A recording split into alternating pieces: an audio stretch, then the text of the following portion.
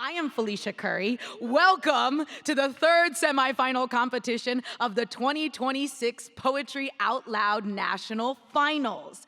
Now, in recognition of America's 250th anniversary in 2026, this year's Poetry Out Loud program focuses on poems that celebrate the rich tapestry of American history and culture.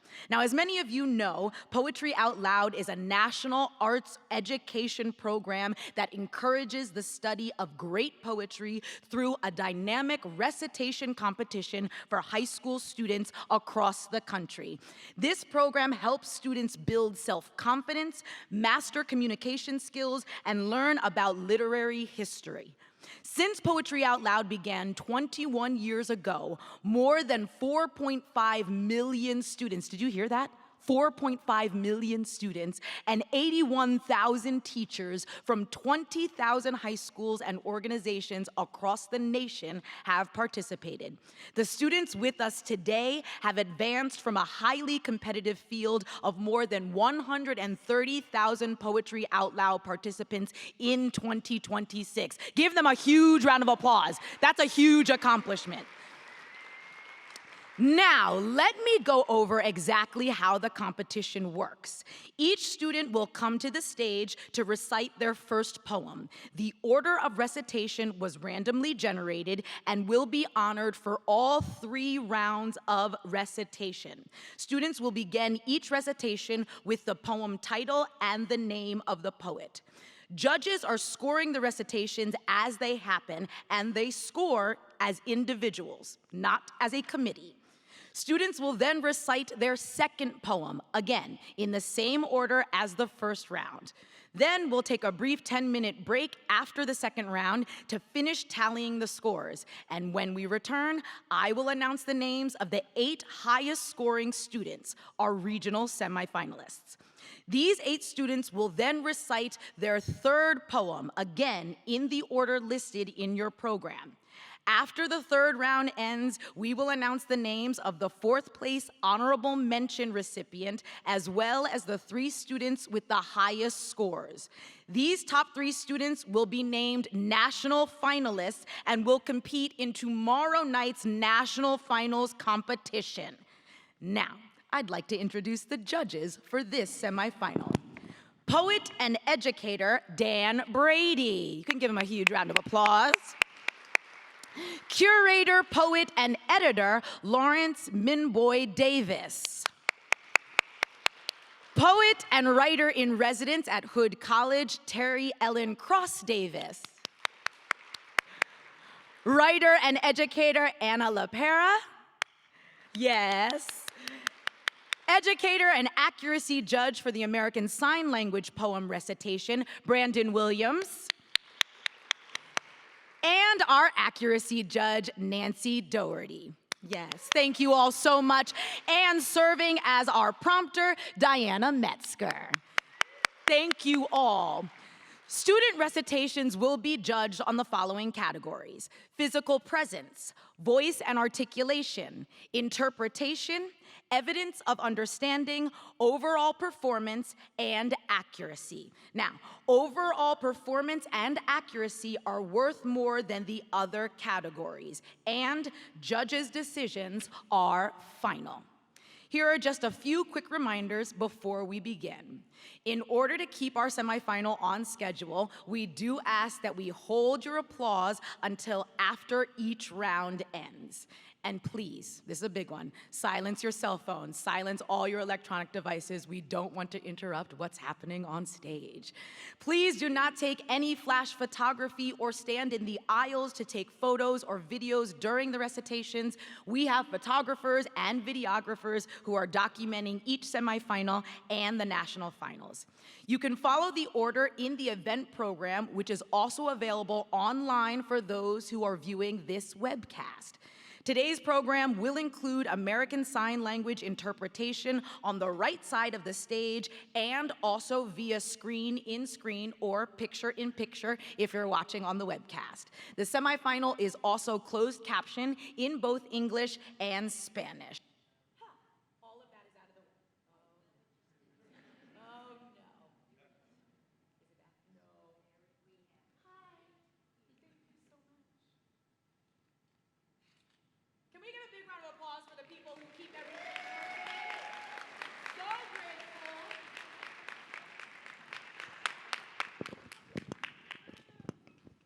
It happened at the perfect moment. We've done everything. Once again, huge round of applause. Thank you so much. So, we've got all of the logistics out of the way. Are you ready to get started? You do not sound like you're ready to get started. Are you ready to get started? All right, let's go. First up, representing Nevada, Mari Basaca Fuentes. Mari is a sophomore at Yerington High School in Yerington, Nevada. Mari's favorite authors include George Orwell and Anthony Doerr. Mari loves reading, spending time with family, and staying active. Mari Basaca Fuentes.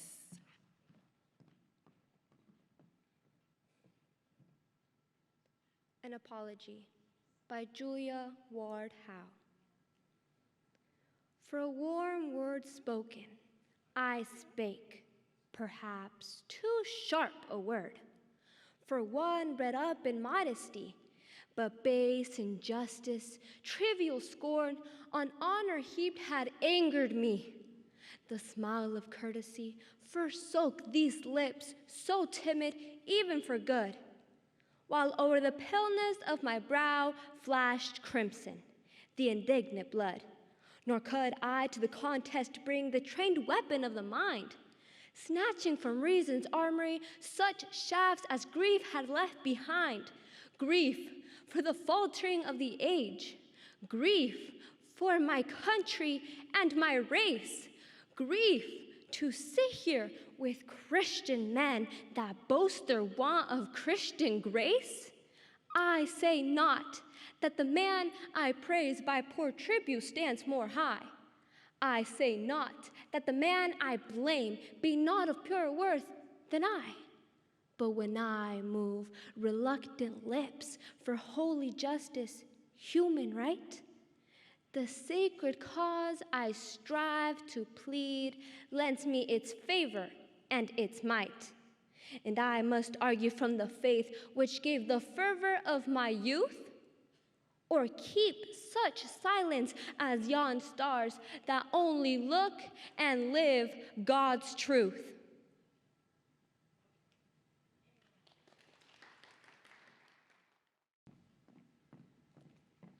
Next up, representing North Dakota, Aspen Geist. Aspen is a senior at Windmere High School in Windmere, North Dakota.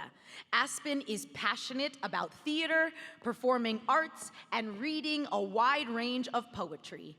Aspen lives in a supportive household that encourages Aspen's love of performing on stage. Aspen Geist.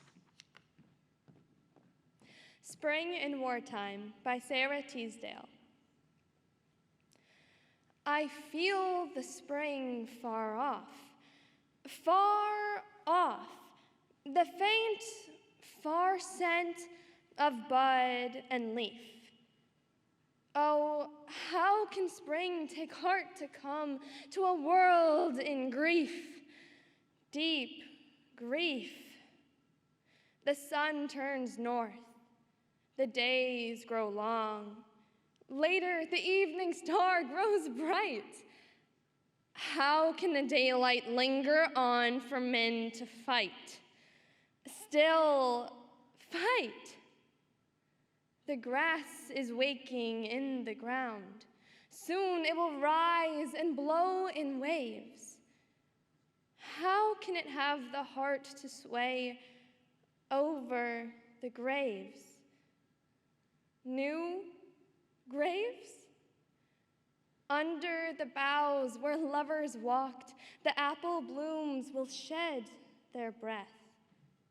But what of all the lovers now parted by death? Gray death.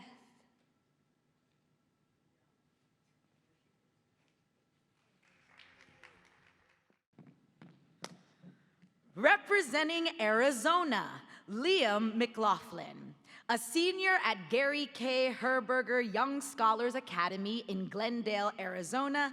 Liam's hobbies include travel, golf, political science, and spending time outdoors. Liam's favorite subjects are mathematics and statistics. Liam McLaughlin.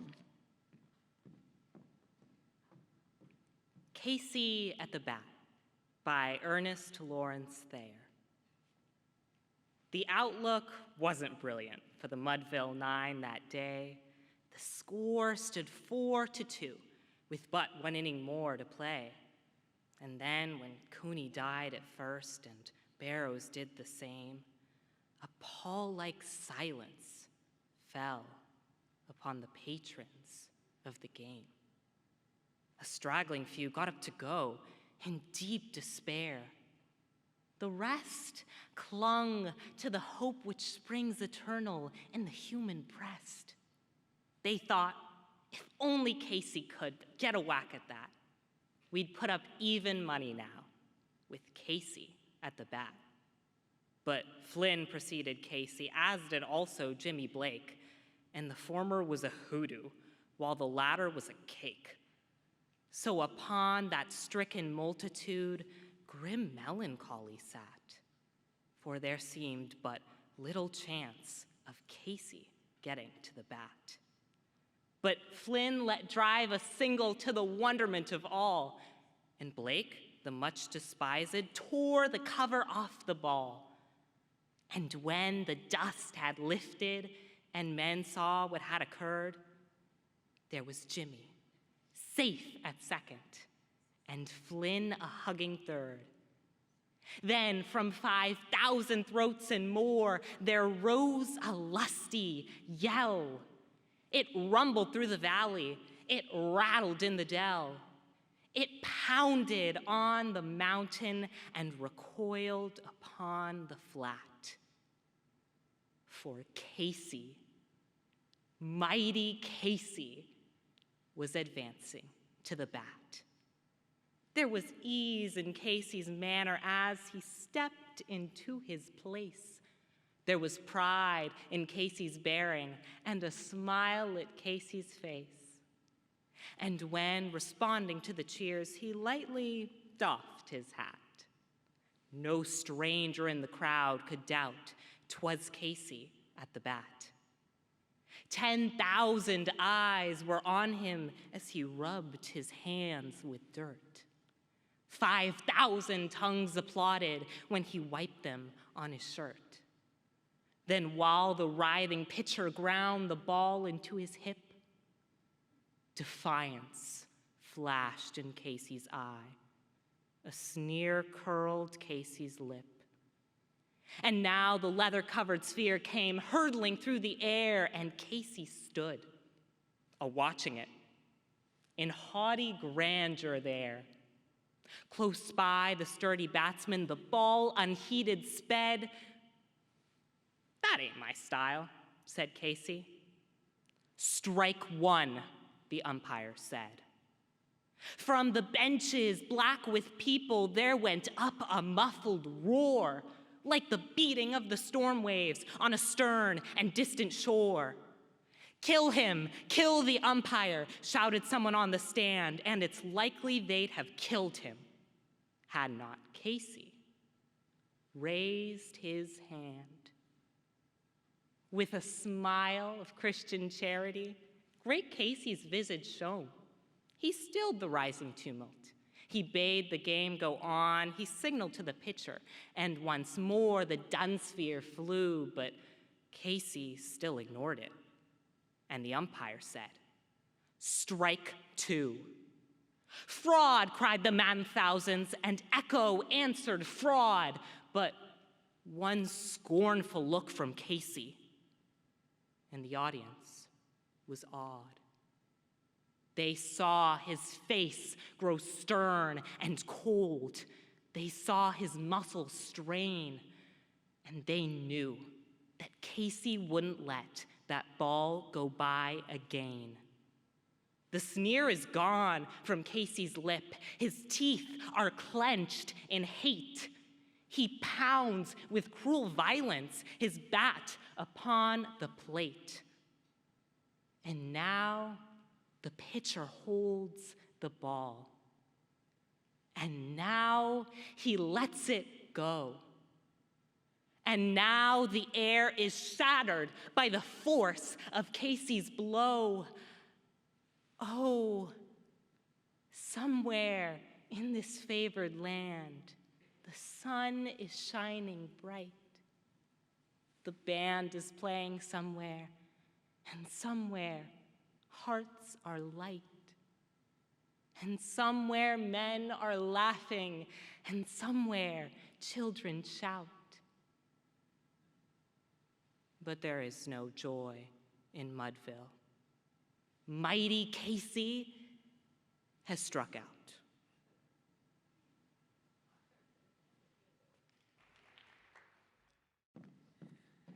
Representing Montana, Ellette Whitcomb. A senior at Hellgate High School in Missoula, Montana, Ellette lists Amanda Gorman, Erin Morgenstern, and V.E. Schwab among favorite writers. Reading, dancing, singing, acting, and environmental and social issues all matter deeply to Ellette. Ellette Whitcomb. Militant to Certain Other Women by Catherine Rolston Fisher.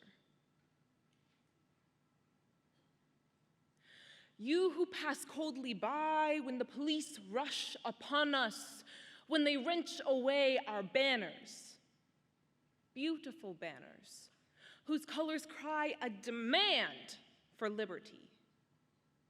You who criticize or condemn, declaring you believe in suffrage, worked for it in your state, and your mother knew Susan B. Anthony. Can you think in terms of a nation?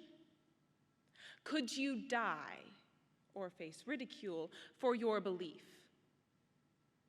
For the freedom of women, for your freedom, we are fighting. For your safety, we face danger, bear torture. For your honor, endure untellable insults.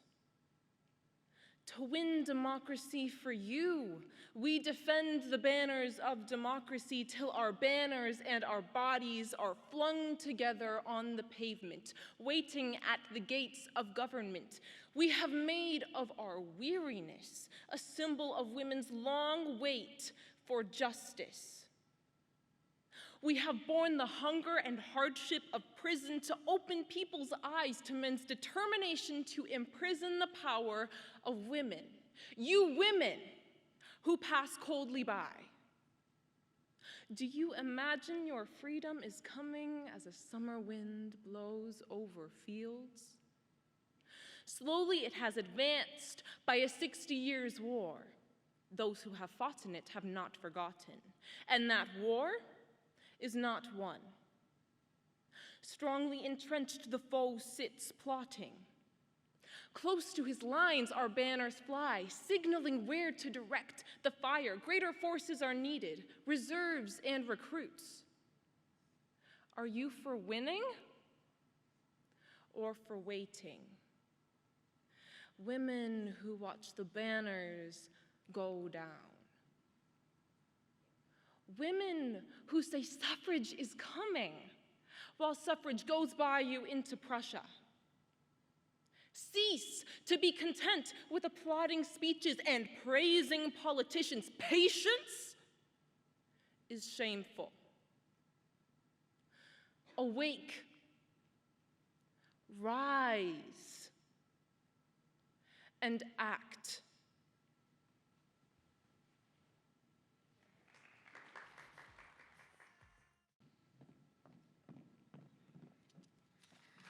Representing American Samoa, Johnson Ailima.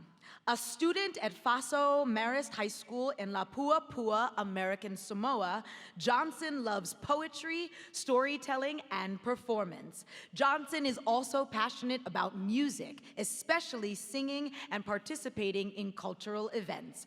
Johnson Ailima.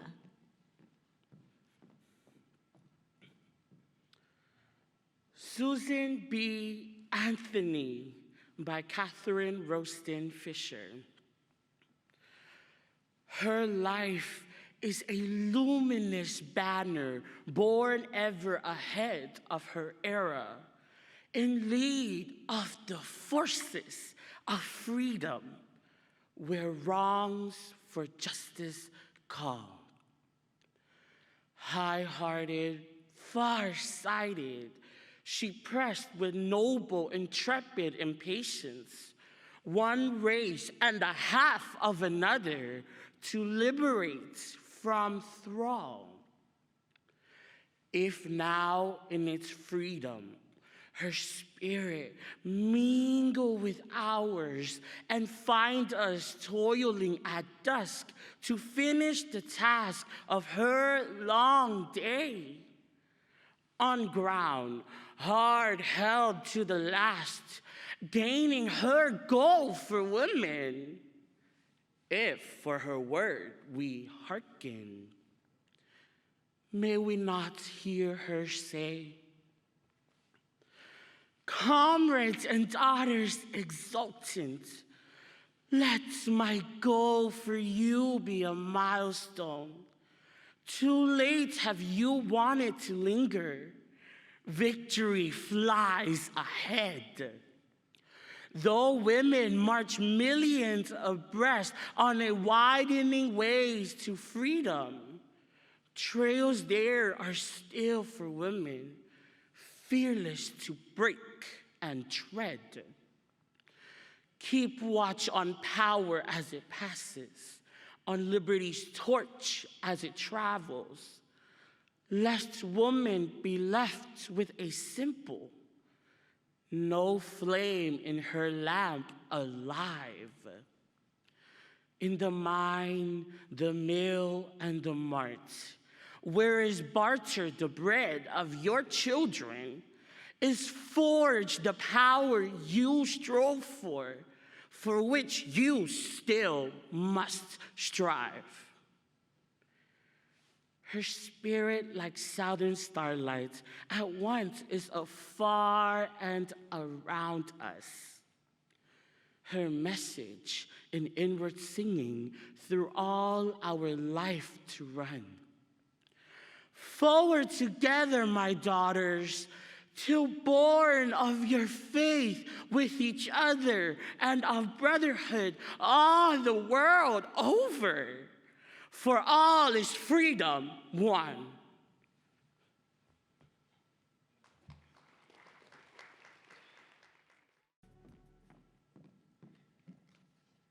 Representing Colorado, D.B. Henderson.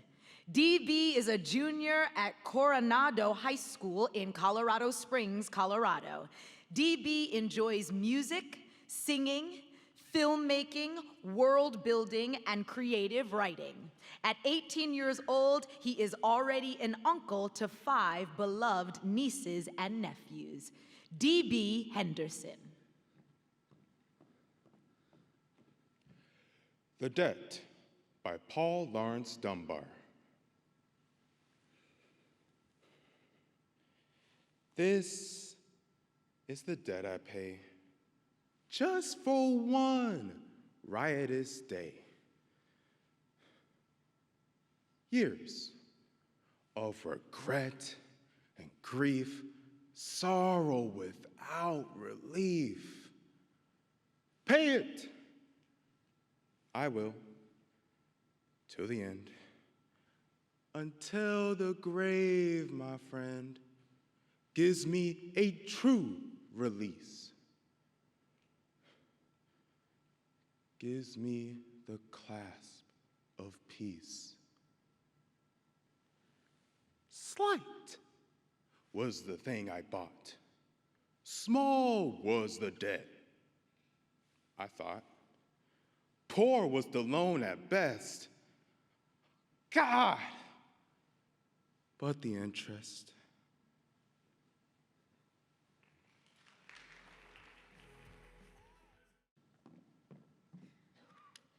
Representing Minnesota, Sofia Skuza Rivera. Attending junior year at St. Paul Academy and Summit School in St. Paul, Minnesota, Sofia appreciates poetry, dance, biology, and linguistics. Sofia has been dancing since the age of 2 and also choreographs. Sofia Skuza Rivera. Militants to Certain Other Women by Catherine Rolston Fisher. You, who pass coldly by when the police rush upon us, when they wrench away our banners, beautiful banners whose colors cry a demand for liberty.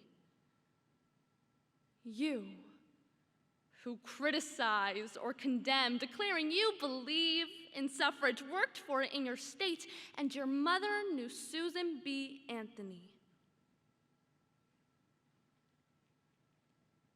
Can you think in terms of a nation? Could you die or face ridicule for your belief? For the freedom of women, for your freedom, we are fighting. For your safety, we face danger, bear torture for your honor, endure untellable insult. To win democracy for you, we defend the banners of democracy till our banners and our bodies are flung together on the pavement. Waiting at the gates of government, we have made of our weariness a symbol of women's long wait for justice. We have borne the hunger and hardship of prison to open people's eyes to men's determination to imprison the power of women. You women who pass coldly by, do you imagine your freedom is coming as a summer wind blows over fields? Slowly, it has advanced by a 60 years war. Those who have fought in it have not forgotten, and that war is not won. Strongly entrenched, the foe sits plotting. Close to his lines, our banners fly, signaling where to direct the fire. Greater forces are needed, reserves and recruits. Are you for winning or for waiting? Women who watch the banners go down. Women who say suffrage is coming while suffrage goes by you into Prussia. Cease to be content with applauding speeches and praising politicians. Patience is shameful. Awake, rise, and act.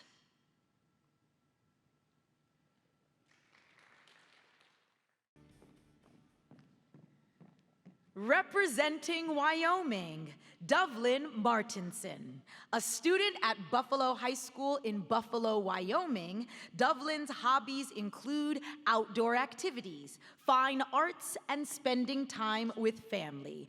Dovelynn has 7 chickens, 2 dogs, and her favorite book is The Goldfinch by Donna Tartt. Dovelynn Martinson. Mnemosyne by Trouble Stickney. It's autumn in the country I remember.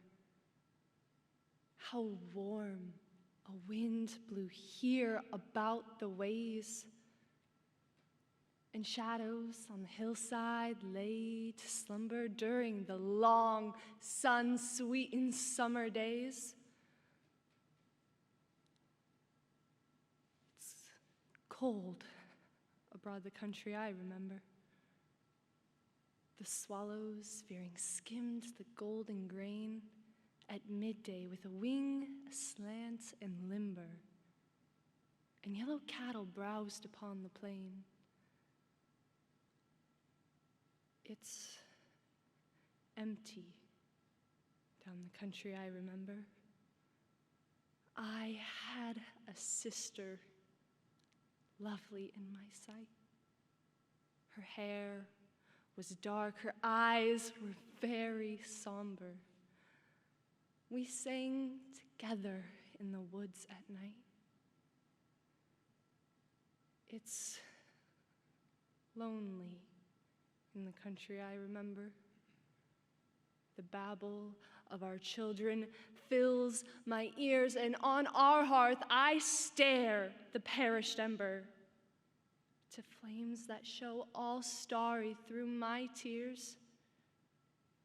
It's dark about the country I remember. There are the mountains where I lived. The path is slushed with cattle tracks and fallen timber. The stumps are twisted by the tempest's wrath. But that I knew, these places are my own. I'd ask how came such a wretchedness to cumber the earth, and I, to people it alone. It rains across the country I remember.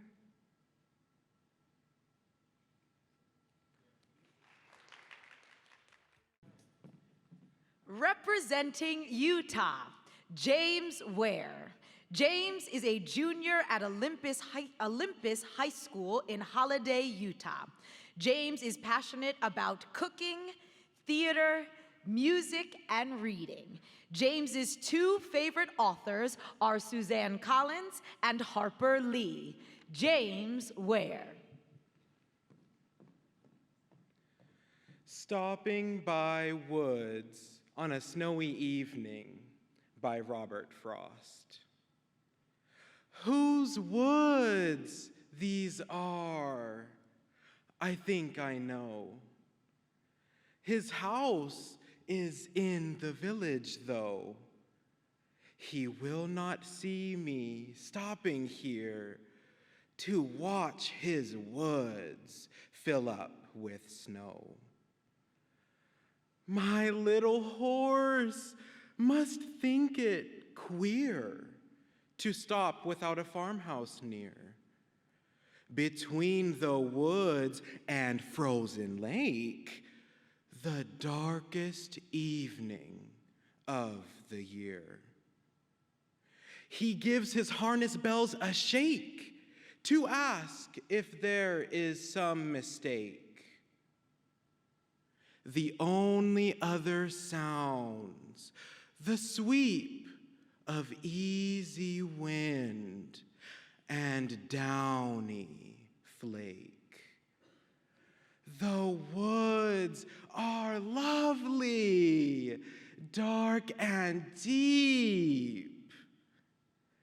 But I have promises to keep, and miles to go before I sleep, and miles to go before I sleep.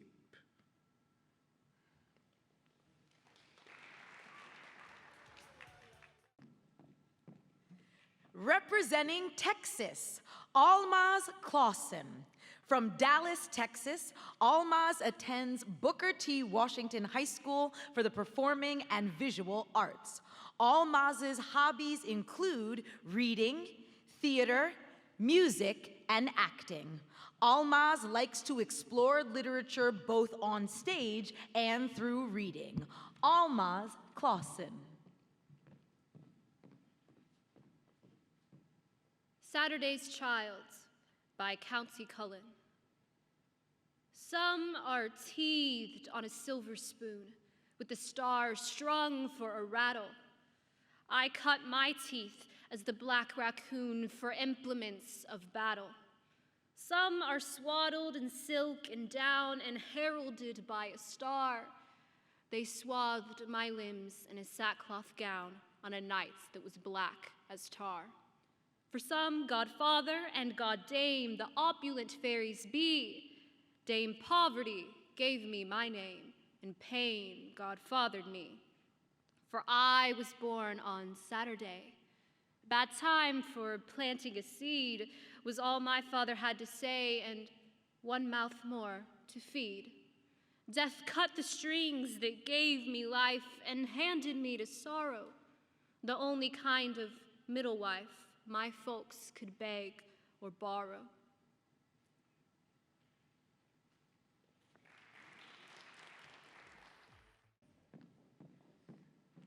Representing South Dakota, Damien Andre Deen. Damien is a senior at Washington High School in Sioux Falls, South Dakota. Damien has always been very interested in films and TV shows and would someday like to make something as memorable as the films he grew up watching. He has 2 older sisters and just recently became an uncle. Damien Andre Deen. Mother to Son by Langston Hughes. Well, son, I'll tell you, life for me ain't been no crystal stair. It's had tacks in it, and splinters, and boards torn up, and places with no carpet on the floor. Bare. But all the time, I've been a-climbing on, and reaching landings, and turning corners, and sometimes going in the dark, where there ain't been no light. So boy, don't you turn back. Don't you sit down on the steps 'cause you find it's kinda hard. Don't you fall now, for I's still going, honey. I's still climbing. And life, for me, ain't been no crystal stair.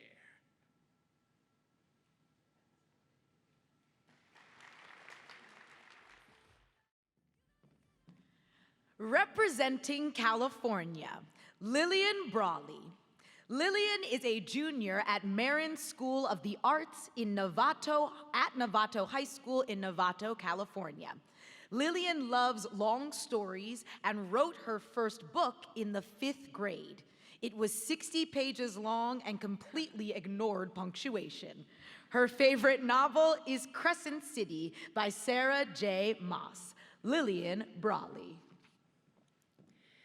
Casey at the Bat by Ernest Lawrence Thayer. The outlook wasn't brilliant for the Mudville 9 that day. The score stood 4-2 with but 1 inning more to play. And then when Cooney died at first and Barrows did the same, a pall-like silence fell upon the patrons of the game.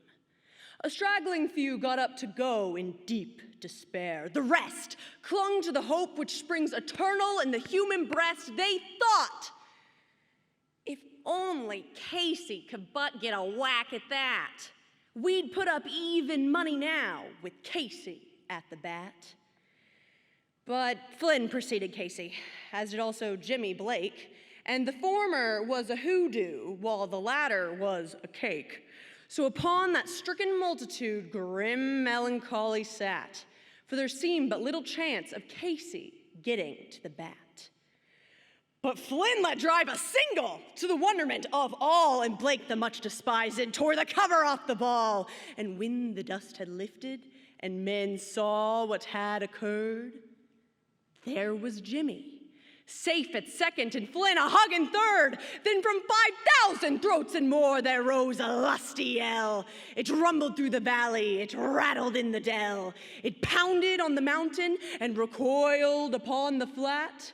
For Casey, mighty Casey, was advancing to the bat.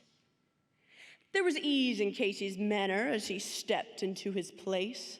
There was pride in Casey's bearing, and a smile lit Casey's face. And when responding to the cheers, he lightly doffed his hat. No stranger in the crowd could doubt 'twas Casey at the bat. 10,000 eyes were on him as he rubbed his hands with dirt. 5,000 tongues applauded when he wiped them on his shirt. Then while the writhing pitcher ground the ball into his hip, defiance flashed in Casey's eye. A sneer curled Casey's lip. And now the leather-covered sphere came hurtling through the air, and Casey stood a-watching it in haughty grandeur there. Close by the sturdy batsman, the ball unheeded sped. "That ain't my style," said Casey. "Strike one," the umpire said. From the benches black with people there went up a muffled roar, like the beating of the storm waves on a stern and distant shore. "Kill him! Kill the umpire!" shouted someone on the stand. And it's likely they'd have killed him had not Casey raised his hand. With a smile of Christian charity, great Casey's visage shone. He stilled the rising tumult. He bade the game go on. He signaled to the pitcher, and once more the dun sphere flew. But Casey still ignored it, and the umpire said, "Strike two." "Fraud!" cried the man in thousands, and echo answered, "Fraud." But one scornful look from Casey, and the audience was awed. They saw his face grow stern and cold. They saw his muscles strain. And they knew that Casey wouldn't let that ball go by again. The sneer is gone from Casey's lip. His teeth are clenched in hate. He pounds with cruel violence his bat upon the plate. And now the pitcher holds the ball, and now he lets it go. And now the air is shattered by the force of Casey's blow. Oh, somewhere in this favored land, the sun is shining bright. The band is playing somewhere, and somewhere hearts are light, and somewhere men are laughing, and somewhere children shout. But there is no joy in Mudville. Mighty Casey has struck out.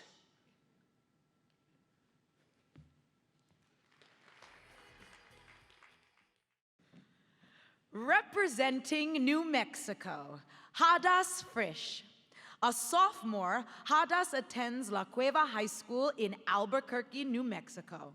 Hadas is interested in joining the medical field, specifically pediatrics, to hopefully help save lives one day. Hadas is also interested in advocating for women's rights. Hadas Frish. Militants to Certain Other Women by Catherine Rolston Fisher. You,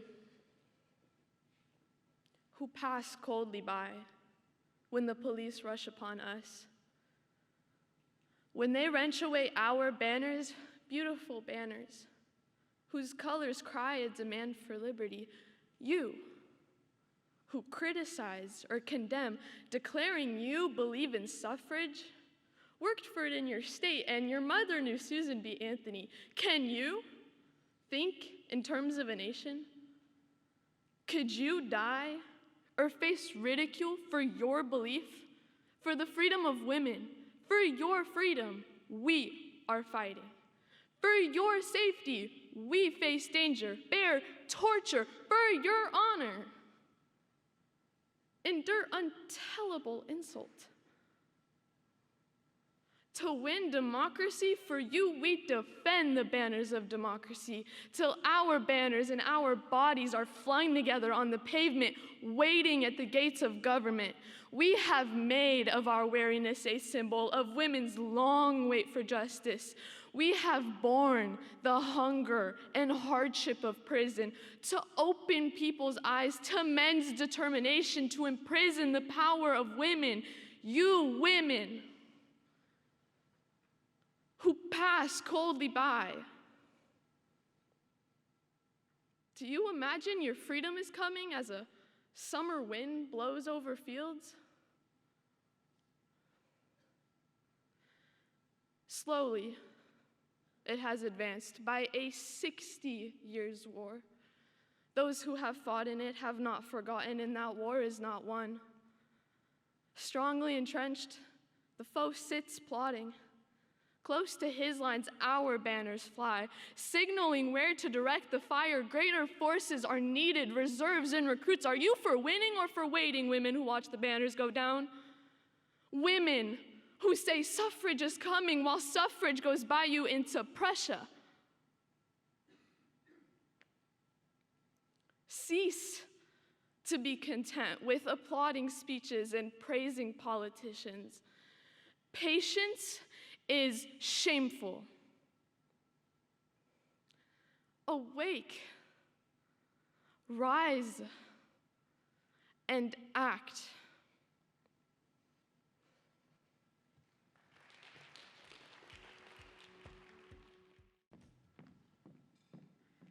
Representing Washington, Jade Terrace Talamo.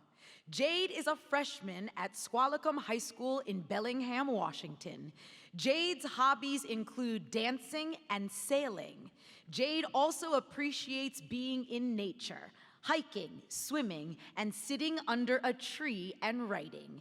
Jade Terrace Talamo.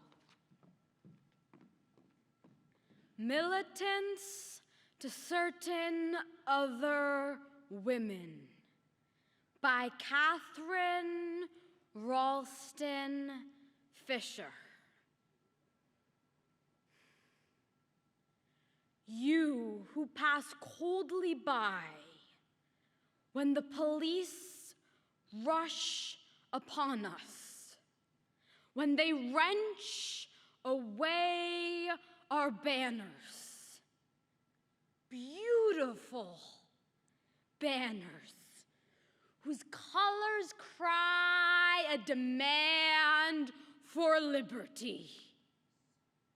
You who criticize or condemn, declaring you believe in suffrage, worked for it in your state, and your mother knew Susan B. Anthony. Can you think in terms of a nation? Could you die or face ridicule for your belief, for the freedom of women, for your freedom? We are fighting for your safety. We face danger, bear torture for your honor, endure untellable insult. To win democracy, for you we defend the banners of democracy, till our banners and our bodies are flung together on the pavement, waiting at the gates of government. We have made of our weariness a symbol of women's long wait for justice. We have borne the hunger and hardship of prison to open people's eyes to men's determination to imprison the power of women. You women who pass coldly by, do you imagine your freedom is coming as a summer wind blows over fields? Slowly it has advanced by a 60 years war. Those who have fought in it have not forgotten. And that war is not won. Strongly entrenched, the foe sits plotting. Close to his lines, our banners fly, signaling where to direct the fire. Greater forces are needed, reserves and recruits. Are you for winning or for waiting. Women who watch the banners go down. Women who say suffrage is coming, while suffrage goes by you into Prussia. Cease to be content with applauding speeches and praising politicians. Patience is shameful. Awake, rise, and act.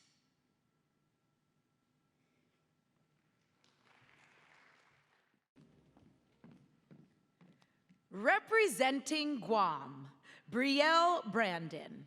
A freshman at George Washington High School in Manjilao, Guam, Brielle's favorite book is The 5 People You Meet in Heaven by Mitch Albom.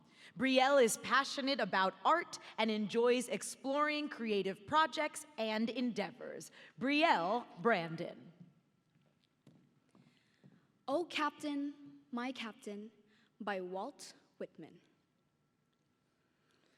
Oh, Captain, my Captain, our fearful trip is done. The ship has weathered every rack. The prize we sought is won. The port is near, the bells I hear, the people all exulting, while follow eyes the steady keel, the vessel grim and daring. But oh, heart, heart, heart! Oh, the bleeding drops of red, where on the deck my captain lies, fallen cold and dead. Oh, Captain, my Captain, rise up and hear the bells, rise up. For you, the flag is flung. For you, the bugle trills. For you, bouquets and ribboned wreaths. For you, the shores a crowding. For you, they call. The swaying mass, their eager faces turning. Here, Captain, dear Father, this arm beneath your head, it is some dream that on the deck you've fallen cold and dead. My captain does not answer. His lips are pale and still. My father does not feel my arm. He has no pulse nor will.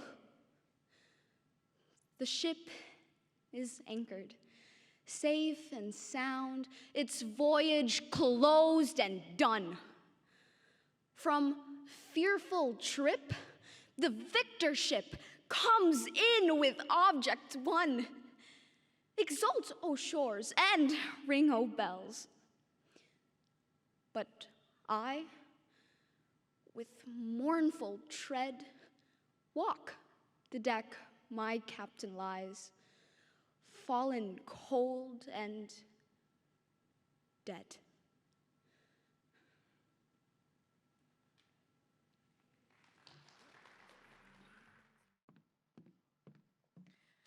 Our next competitor will be reciting in American Sign Language. Before the student joins us on stage, you will see the text of the poem on screen. Due to competition rules, the text will be removed before Emma begins.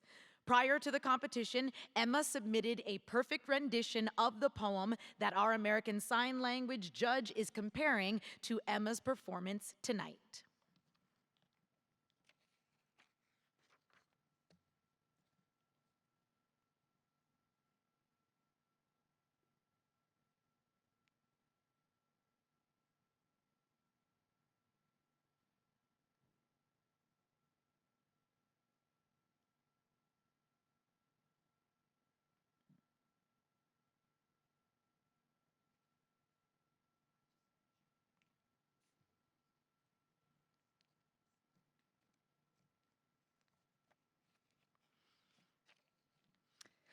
Representing Oregon, Emma Keene. A junior at Oregon School for the Deaf in Salem, Oregon, Emma's favorite author is Holly Jackson, and her favorite books include the Inheritance Games series. Emma's hobbies and interests include photography for yearbook, student leadership, drama club, and school events. Emma Keene.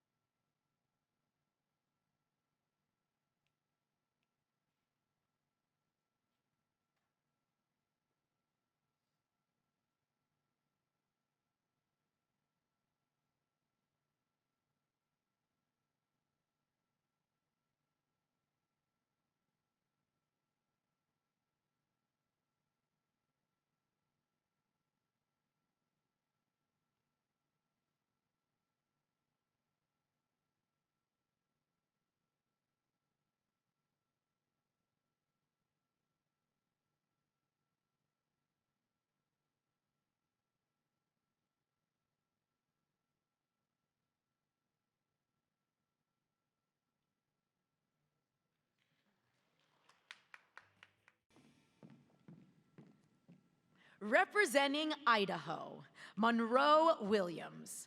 Monroe is a senior at Mountain Home High School in Mountain Home, Idaho.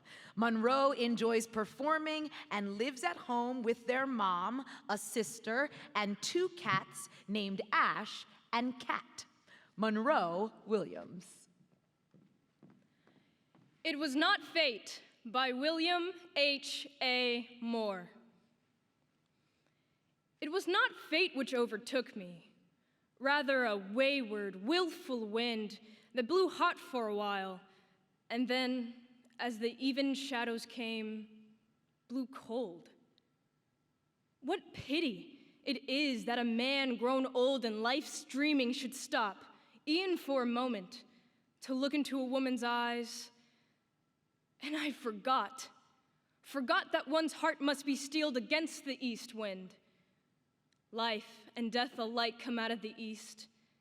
Life as tender as young grass, death as dreadful as the sight of clotted blood. I shall go back into the darkness, not to dream, but to seek the light again. I shall go by paths, mayhap, on roads that wind around the foothills where the plains are bare and wild, and the passers-by come few and far between. I want the night to be long, the moon blind, the hills thick with moving memories, and my heart beating a breathless requiem for all the dead days I have lived. When the dawn comes, dawn, deathless, dreaming, I shall will that my soul must be cleansed of hate.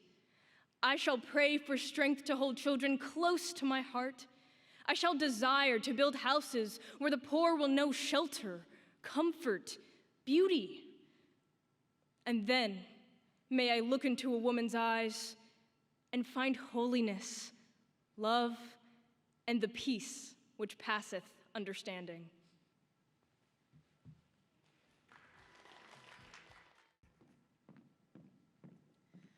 Representing Hawaii, Kai Gamarino.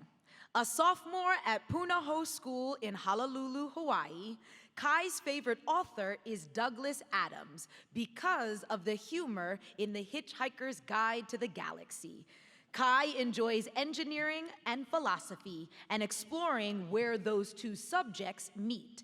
Kai Gamarino.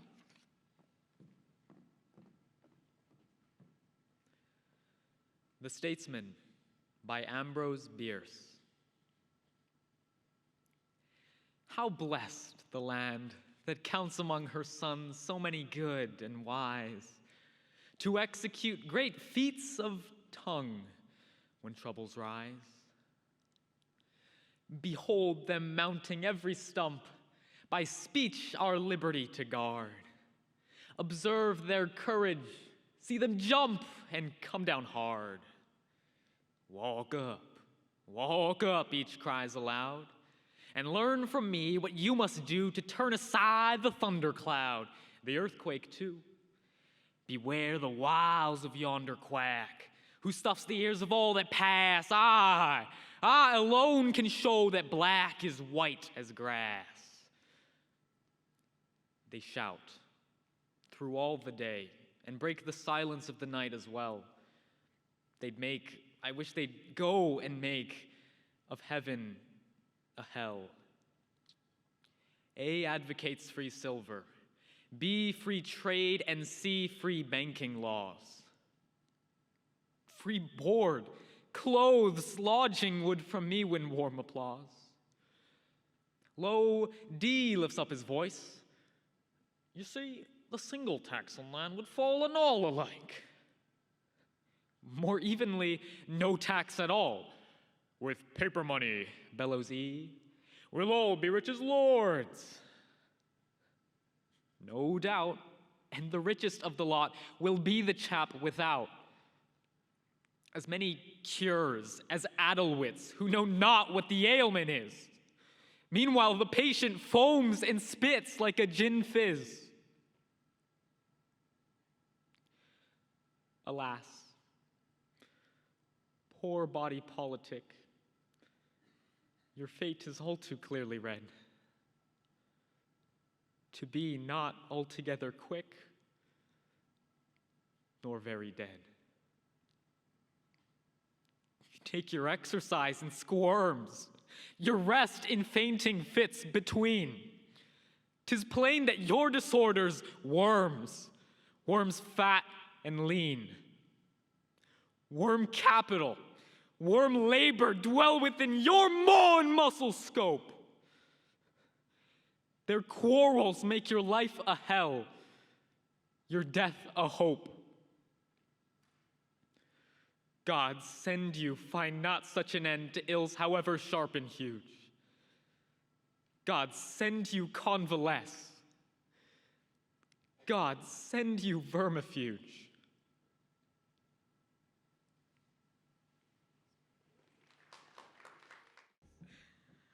Representing Alaska, Cassie Lumba. Cassie Lumba is a senior at Juneau Douglas High School, Uda-Otkale in Juneau, Alaska. Cassie cares deeply about community service and comes from a close-knit family with 4 siblings and 3 cats. Cassie Lumba. Longings by Nellie Rathbone Bright. I want to slay all the things, just things that they tell me I must do. I would drown them all in the tears I weep when each breathless day is through. I want to flee to a cool sand dune on a windswept beach, where the humming tune of the wind and the waves and the heart of me drams in my ears, and my lips are wet with the tang of the sea. I want to feel the rain on my cheek, the thrill that comes from a lark's long note. I want to see the sky at dawn through the lacy green of a willow tree. I want to look deep in a pool at night and see the stars flash flame like the fire in black opals.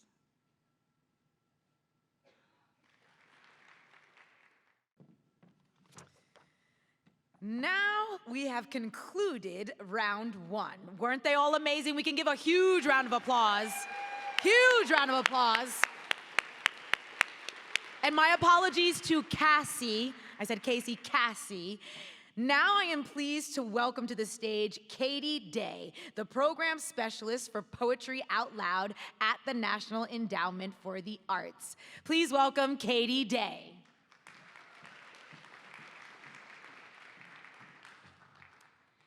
On behalf of the National Endowment for the Arts and all our partners, thank you for joining us for the third semifinal competition of the 2026 Poetry Out Loud National Finals.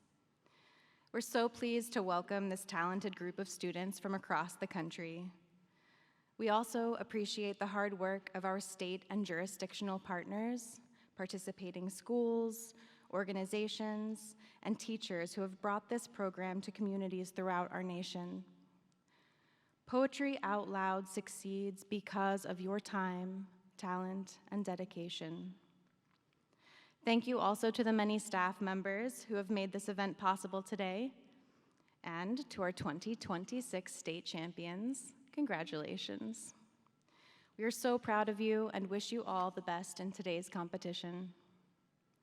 Thank you to everyone for being a part of Poetry Out Loud and bringing poetry into your lives today.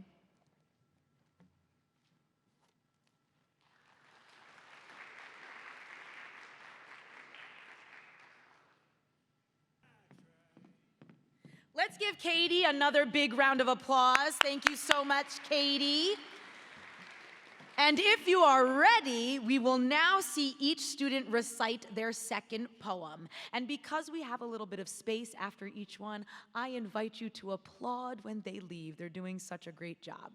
We're starting with Nevada, Mari Basaca Fuentes.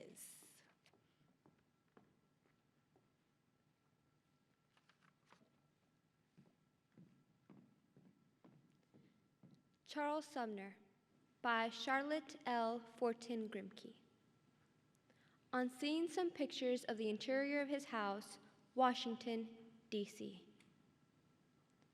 Only the casket left, the jewel gone whose noble presence filled these stately rooms and made this spot a shrine where pilgrims came, stranger and friend, to bend in reverence before the great pure soul that knew no guile, to listen to the wise and gracious words that fell from lips whose rare, exquisite smile gave tender beauty to the grand, grave face. Upon these pictured walls we see thy peers, poet and saint and sage, painter and king, a glorious band they shine upon us still. Still gleam in marbles the enchanting forms whereupon thy artist eye delighted dwelt. Thy favorite Psyche droops her matchless face, listening, methinks, for the beloved voice which never more on earth shall sound her praise. All these remain, the beautiful, the brave, the gifted, silent ones, but thou art gone. Fair is the world that smiles upon us now. Blue are the skies of June. Balmy the air that soothes with touches soft the weary brow, and perfect days glide into perfect nights, moonlit and calm. But still, our grateful hearts are sad and faint with fear, for thou art gone. Oh, friend beloved, with longing tear-filled eyes we look up to the unclouded blue, and seek in vain some answering sign from thee. Look down upon us, guide and cheer us still from the serene height where thou dwellest now. Dark is the way without the beacon light, which long and steadfastly thy hand upheld. Oh, nerve with courage knew the stricken heart, whose dearest hopes seem lost in losing thee.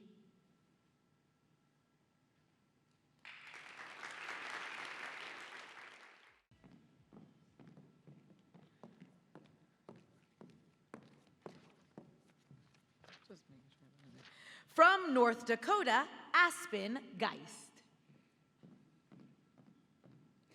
The Graduate Leaving College by George Moses Horton.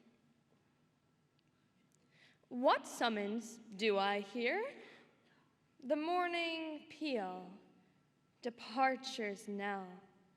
My eyes let fall a friendly tear, and bid this place farewell. Attending servants come, the carriage wheels like thunder's roar, to bear the pensive seniors home, here to be seen no more. Past one more transient night, the morning sweeps the college clean. The graduate takes his last long flight, no more in college seen. The bee which courts the flower must with some pain itself employ, and then fly at the day's last hour home to its hive with joy.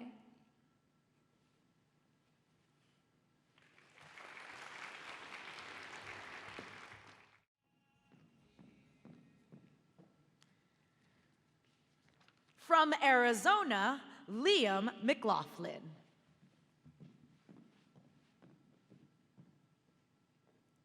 Christmas Bells by Henry Wadsworth Longfellow.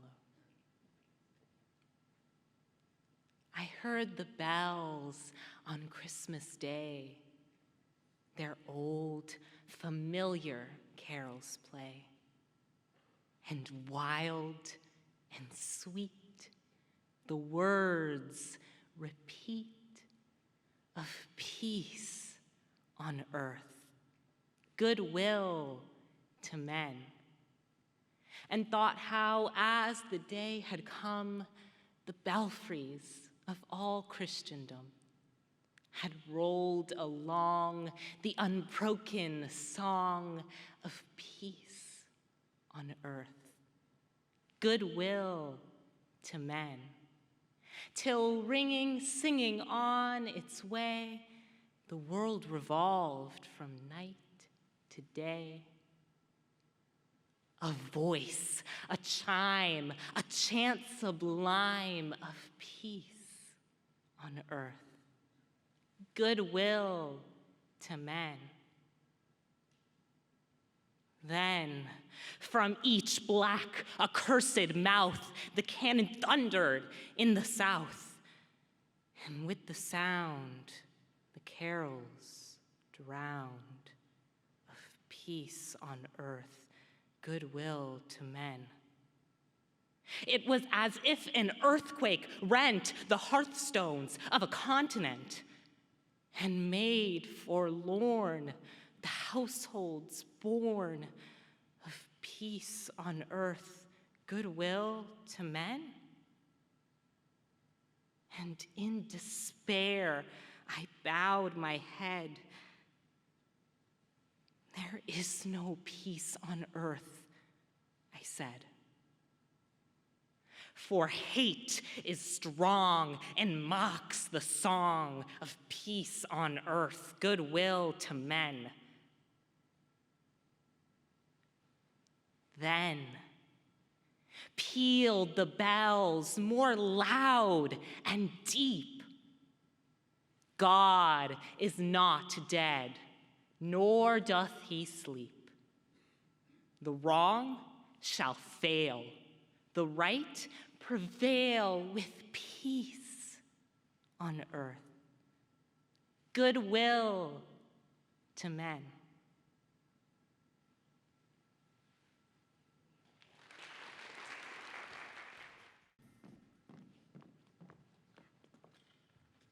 From Montana, Ellette Whitcomb.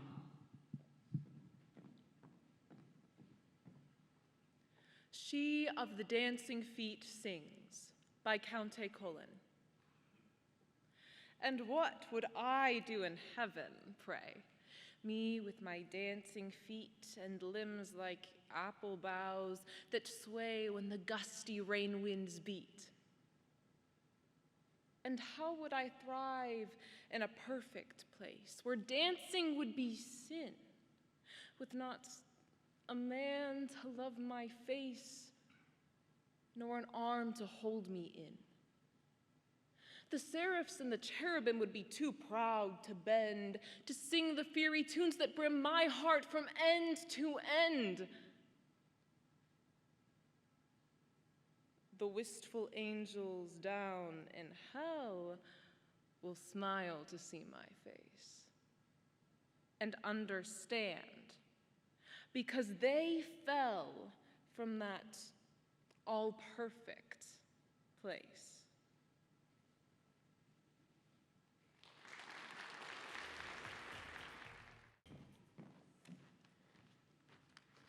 From American Samoa, Johnson Ailima.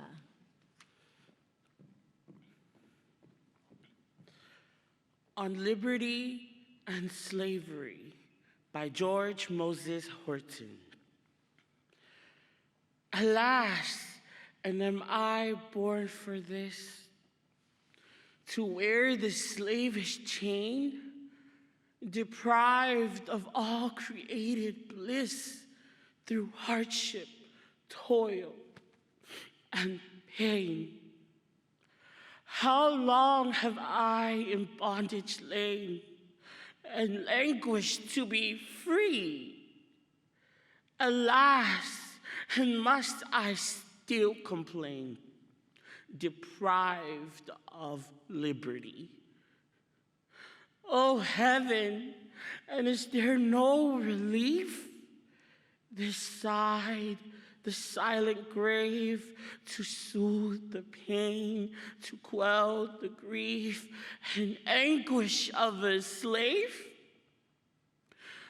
Come, liberty, thou cheerful sound, roll through my ravished ears. Come, let my grief in joys be drowned, and drive away my fears. Say unto fell oppression, cease, ye tyrants, rage no more, and let the joyful trump of peace now bid the vassal soar.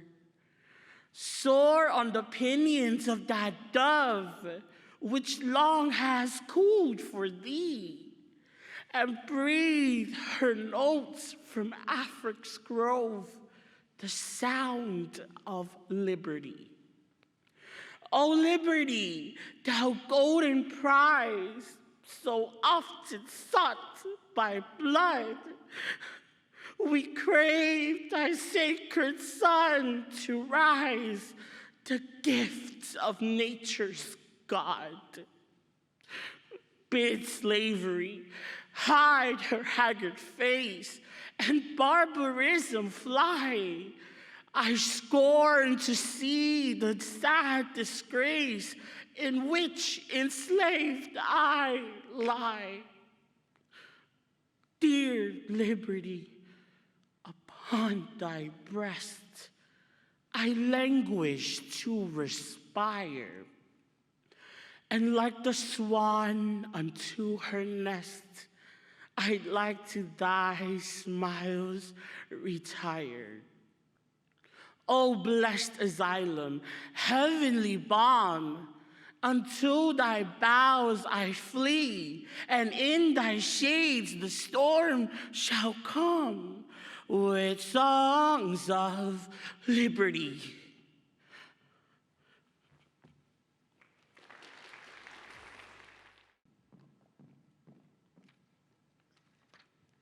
From Colorado, D.B. Henderson.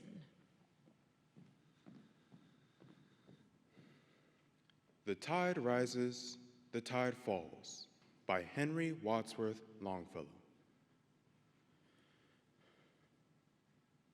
The tide rises, the tide falls.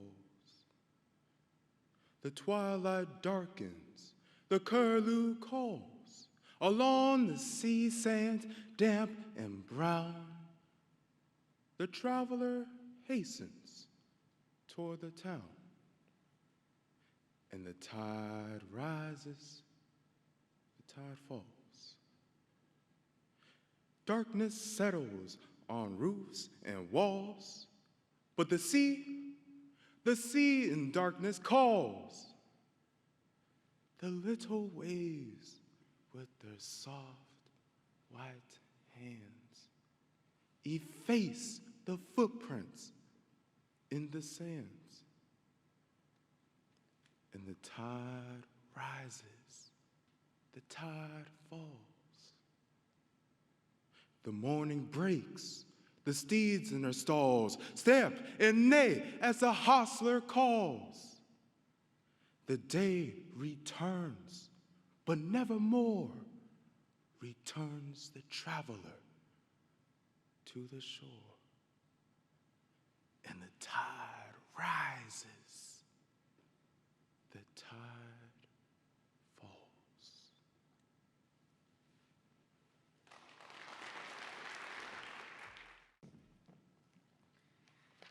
From Minnesota, Sofia Skuza Rivera. The Coming Woman by Mary Weston Fordham. Just look, 'tis 6:15, love, and not even the fires are caught. Well, you know, I must be at the office, but as usual, the breakfast'll be late. Now hurry and wake up the children and dress them as fast as you can. Poor dearies, I know they'll be tardy. Dear me, what a slow, poky man. Have the tenderloin broiled nice and juicy, have the toast browned and buttered all right, and be sure you settle the coffee. Be sure that the silver is bright. When ready, just run up and call me. At 8 to the office I go, lest poverty grim should overtake us. 'Tis bread and butter, you know. The bottom from stocks may fall out, my bonds may get below par. Then surely I seldom could spare you a nickel to buy a cigar. Already? Now, while I'm eating, just bring up my wheel to the door, then wash up the dishes, and mind now, have dinner promptly at 4. For tonight is our women's convention, and I am to speak first, you know. The men veto us in private, but in public they shout, "That's so." So bye-bye. In case of a rap, love, before opening the door you must look. Oh, how could a civilized woman exist without a man cook?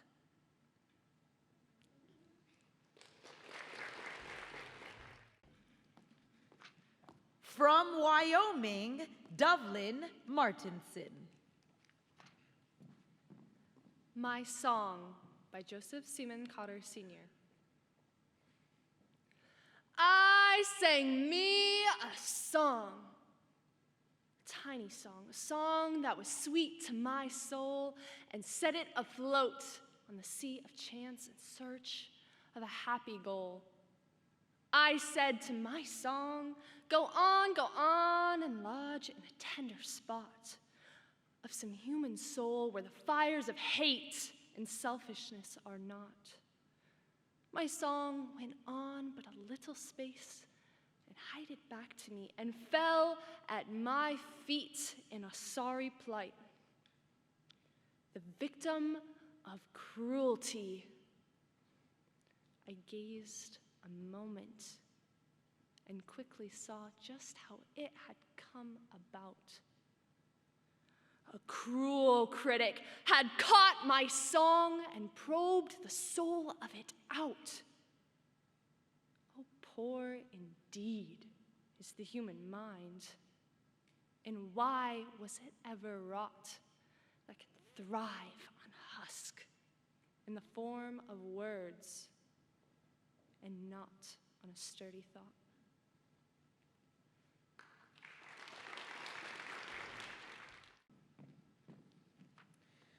From Utah, James Ware.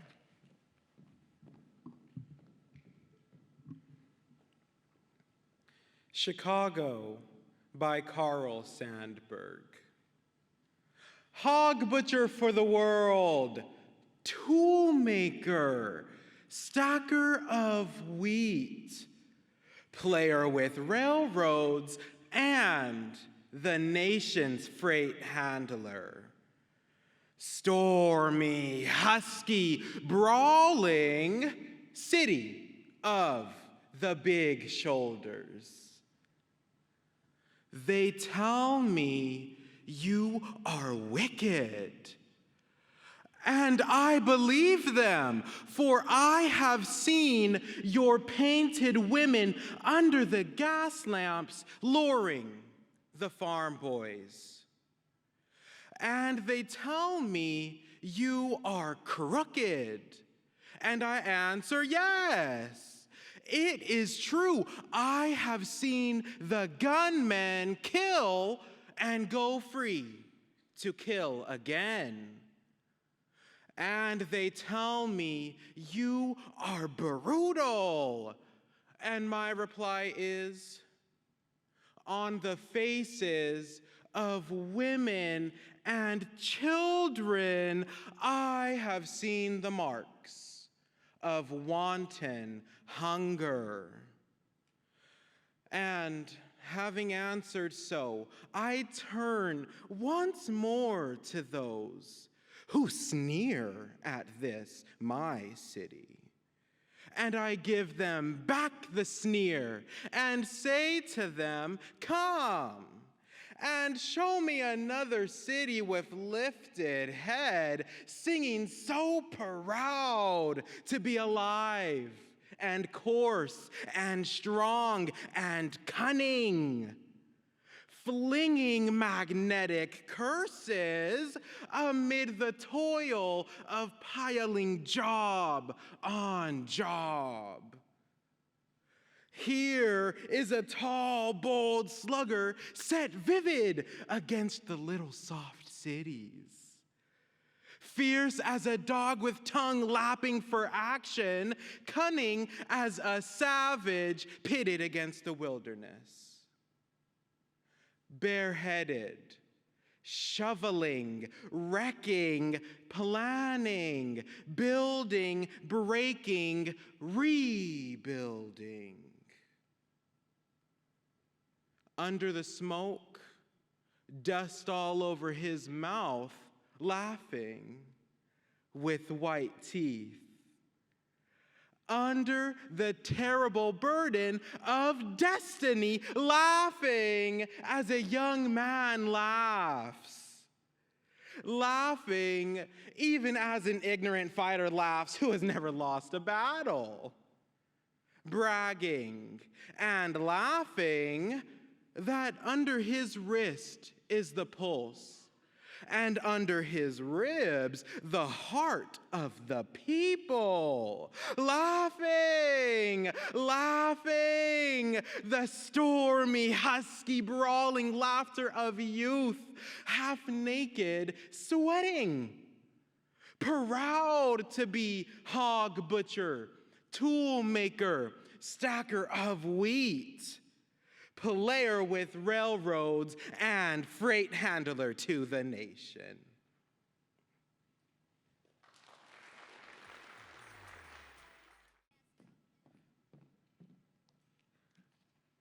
From Texas, Almaz Clawson.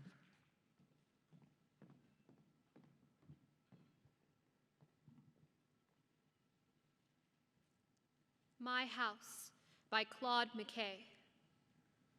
For this peculiar tint that paints my house, peculiar in an alien atmosphere, where other houses wear a kindred hue, I have a stirring, always very rare and romance-making in my ardent blood that channels through my body like a flood.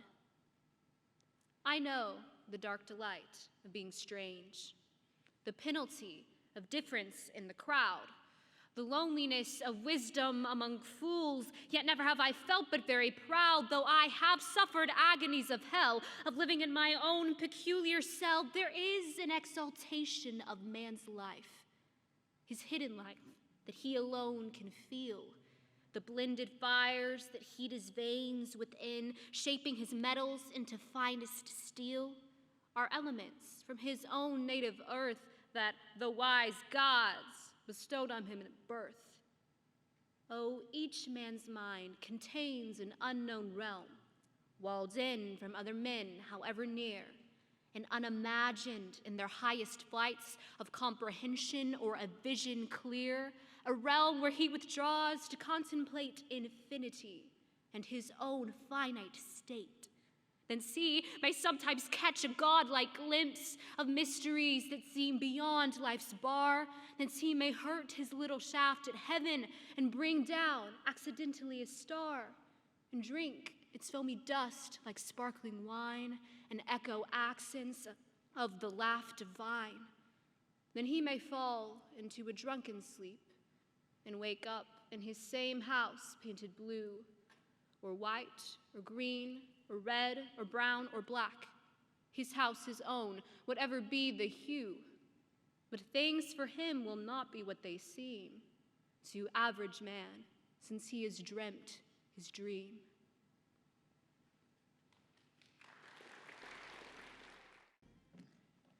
From South Dakota, Damien Andre Deen.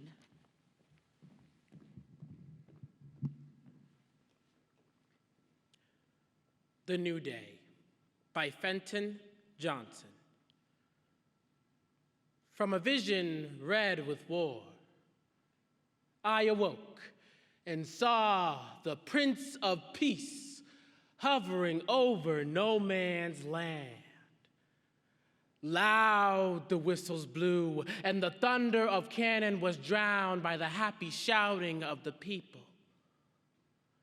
From the Sinai that faces Armageddon, I heard this chant from the throats of white-robed angels. Blow your trumpets, little children, from the east and from the west, from the cities in the valley, from God's dwelling on the mountain. Blow your blast, that peace might know she is queen of God's great army. With the cry and blood of millions, we have written deep her name in the book of all the ages. With the lilies in the valley, with the roses by the Mersey, with the golden flower of Jersey, we have crowned her smooth young temples. Where her footsteps seats the falter, golden grain will greet the morning. Where her chariot descends shall be broken down the altars of the gods of dark disturbance. Nevermore shall men know suffering. Nevermore shall women wailing shake to grief the God of heaven. From the east and from the west, from the cities in the valley, from God's dwelling on the mountain. Little children, blow your trumpets. From Ethiopia, groaning neath her heavy burdens, I heard the music of the old slave songs. I heard the wail of warriors, dusk brown, who grimly fought the fights of others in the trenches of Mars. I heard the plea of blood-stained men of dusk, and the crimson in my veins leapt furiously. Forget not, oh my brothers, how we fought in no man's land that peace might come again. Forget not, oh my brothers, how we gave red blood to save the freedom of the world. We were not free. Our tawny hands were tied. But Belgium's plight and Serbia's woes, we shared each rise of sun or setting of the moon. So when the bugle blast had called us forth, We went not like the surly brute of yore, but as the Spartan, proud to give the world the freedom that we never knew nor shared. These chains, O brothers mine, have weighed us down as Samson in the temple of the gods. Unloosen them, and let us breathe the air that makes the goldenrod the flower of Christ. For we have been with thee in no man's land, through lake of fire and down to hell itself. And now we ask of thee our liberty, our freedom in the land of stars and stripes. I am glad that the Prince of Peace is hovering over no man's land.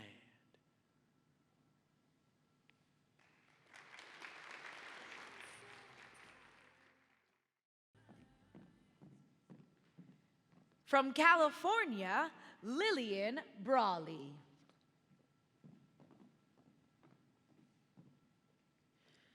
Saturday's Child by County Cullen. Some are teethed on a silver spoon with the stars strung for a rattle. I cut my teeth as the black raccoon for implements of battle. Some are swaddled in silk and down and heralded by a star. They swathed my limbs in a sackcloth gown on a night that was black as tar. For some, Godfather and Goddame, the opulent fairies be. Dame Poverty gave me my name, and pain godfathered me. For I was born on Saturday. Bad time for planting a seed was all my father had to say, and one mouth more to feed. Death cut the strings that gave me life and handed me to sorrow, the only kind of middle wife my folks could beg or borrow.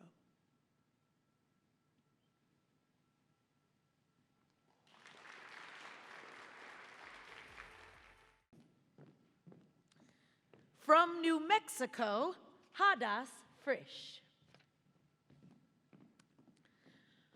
Why We Oppose Pockets for Women by Alice Duer Miller. 1.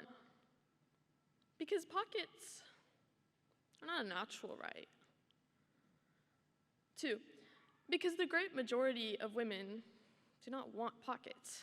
If they did, they would have them. 3. Because whenever women have had pockets, they've not used them. 4, because women are required to carry enough things as it is without the additional burden of pockets. 5, because it would make dissension between husband and wife as to whose pockets were to be filled.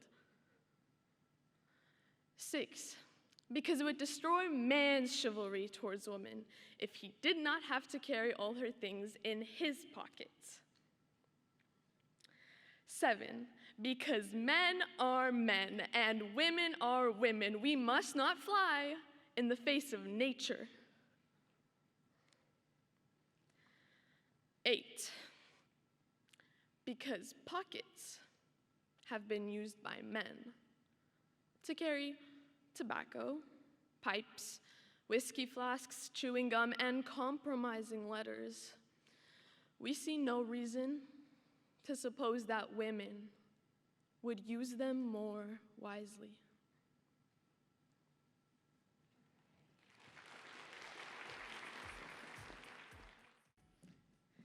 From Washington, Jade Terrace Talamo.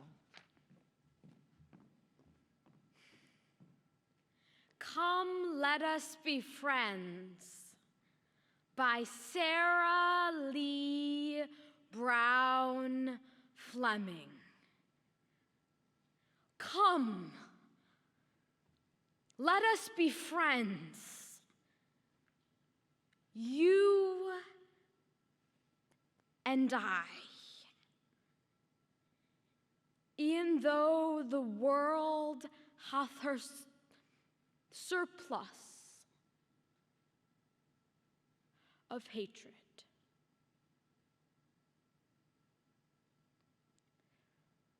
Let's bask in the sunlight of a love so high that war cannot dim it with all its armed power. Come, let us be friends. You and I. The world hath her surplus of hatred today. She needeth more love. See,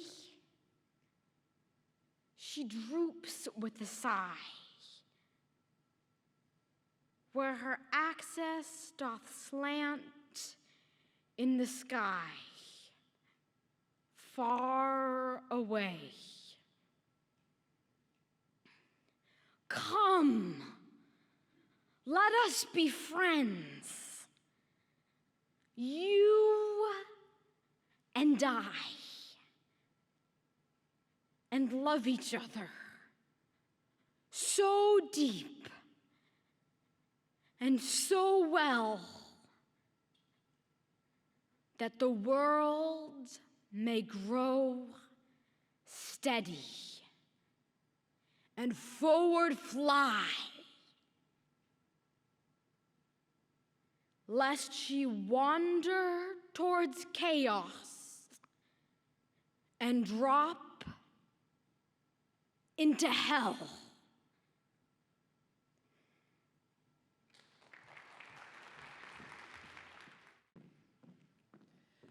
From Guam, Brielle Brandon. A Nation's Strength by William Ralph Emerson. What makes a nation's pillars high and its foundation strong? What makes it mighty to defy the foes that round it throng? It is not gold. Its kingdoms grand go down in battle shock. Its shafts are laid on sinking sand, not on abiding rock. Is it the sword? Ask the red dust of empires passed away. The blood has turned their stones to rust, their glory to decay. And is it pride? Ah, that bright crown has seemed to nations sweet. But God has struck its luster down in ashes at his feet. Not gold, but only men can make a people great and strong. Men who for truth and honor's sake stand fast and suffer long. Brave men who work while others sleep, who dare while others fly. They build a nation's pillars deep and lift them to the sky.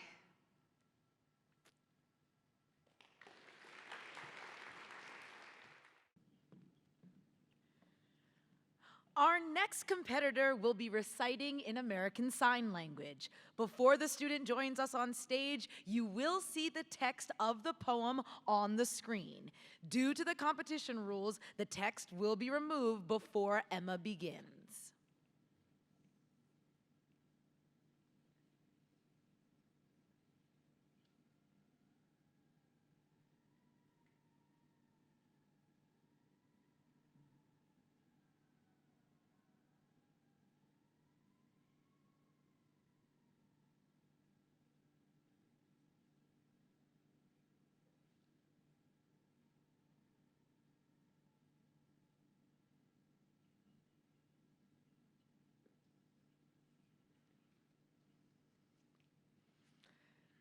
From Oregon, Emma Keene.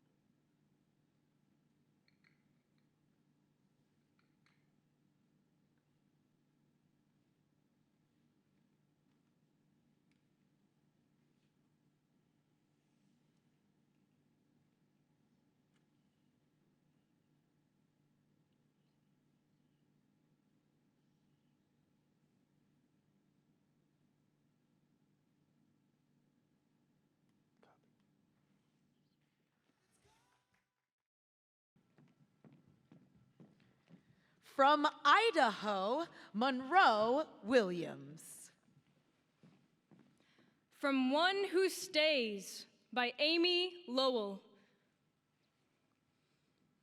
How empty seems the town now you are gone. A wilderness of sad streets where gaunt walls hide nothing to desire. Sunshine falls, eerie, distorted, as it long had shone on white, dead faces tombed in halls of stone. The whir of motors stricken through with calls of playing boys floats up at intervals. But all these noises blur to one long moan. What quest is worth pursuing? And how strange that other men still go accustomed ways. I hate their interest in the things they do, a specter horde repeating without change, an old routine. Alone, I know the days are stillborn and the world stopped, lacking you.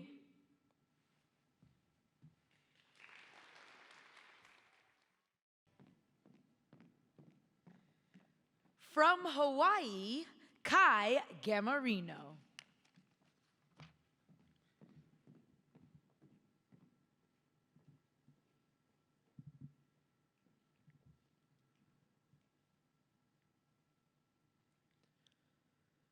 On Children by Khalil Gibran. And a woman who held a babe against her bosom said, "Speak to us of children." And he said, "Your children are not your children. They are the sons and daughters of life's longing for itself. They come through you, but not from you. And though they are with you, yet they belong not to you. You may give them your love, but not your thoughts, for they have their own thoughts. You may house their bodies, but not their souls, for their souls dwell in the house of tomorrow, which you cannot visit, not even in your dreams. You may strive to be like them, but seek not to make them like you. For life goes not backward, nor tarries with yesterday. You are the bows from which your children, as living arrows, are sent forth. The archer sees the mark upon the path of the infinite, and he bends you with his might that his arrows may go swift and far. Let your bending in the archer's hand be for gladness. For even as he loves the arrow that flies, so he loves also the bow that is stable.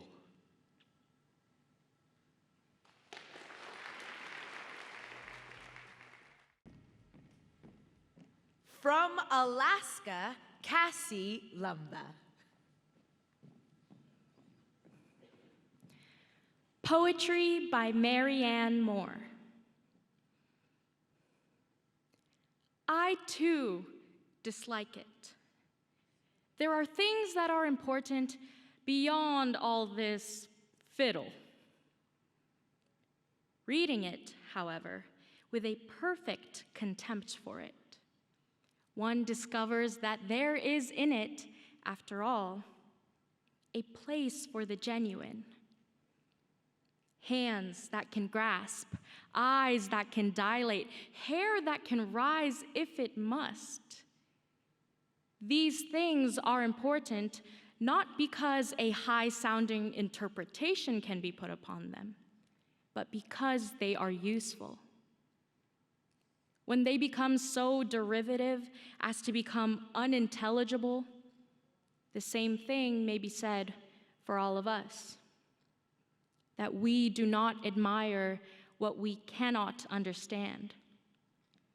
The bat, holding on upside down or in quest of something to eat. Elephants pushing, a wild horse taking a roll, a tireless wolf under a tree. The immovable critic twinkling his skin like a horse that feels a flea, the baseball fan, the statistician.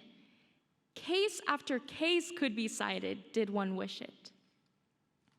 Nor is it valid to discriminate against business documents and school books.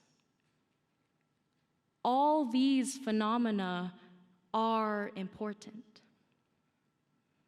One must make a distinction, however. When dragged into prominence by half-poets, the result is not poetry. Nor till the autocrats among us can be literalists of the imagination above insolence and triviality and can present for inspection imaginary gardens with real toads in them, shall we have it. In the meantime, if you demand, on the one hand, in defiance of their opinion, the raw material of poetry in all its rawness, and that which is, on the other hand, genuine, then you are interested in poetry.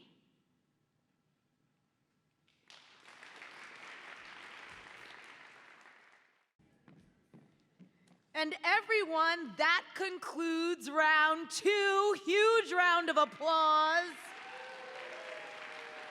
Out of a very competitive field, these students rose to the top, and I think we have seen and heard exactly why. Congratulations to each and every one of you. We will now take a brief 10-minute intermission for tabulators to finalize the scores before we proceed to round 3. We'll see you all in 10 minutes.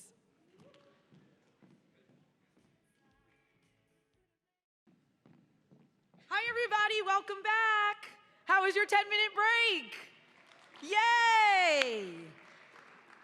So, we are now going to welcome all of the competitors back to the stage. Come on out, everybody. Give them a huge round of applause as they're coming out. 19 state champions.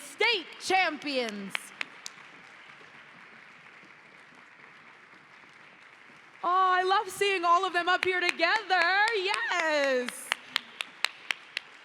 We would now like to award a plaque to each competitor for their achievement in representing their state at the national finals.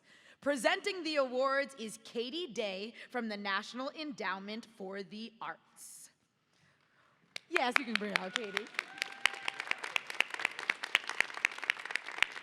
And we will start with Alaska, Cassie Lumba. Come on, Cassie.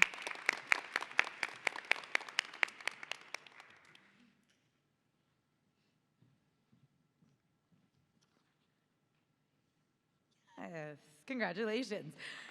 From American Samoa, Johnson Ailima.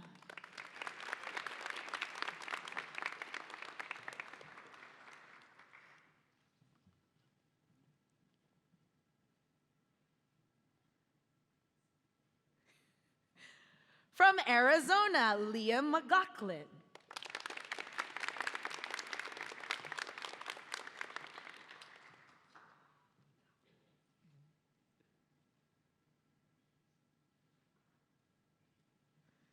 From California, Lillian Braly.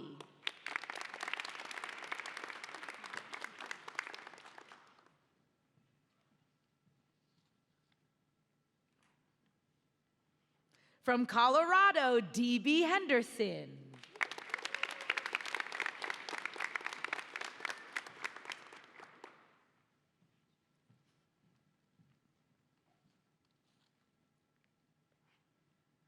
From Guam, Brielle Brandon.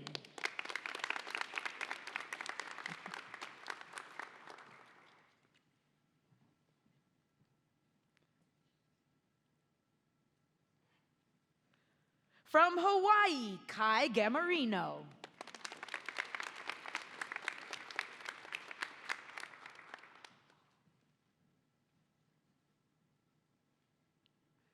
From Idaho, Monroe Williams.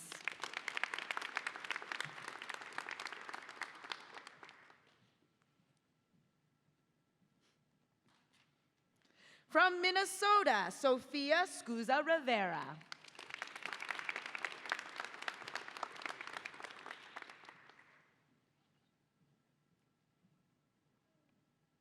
From Montana, Ellette Whitcomb.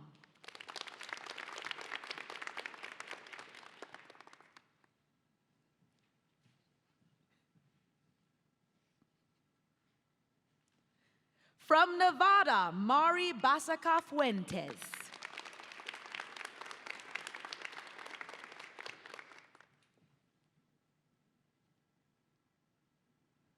From New Mexico, Hadas Frish.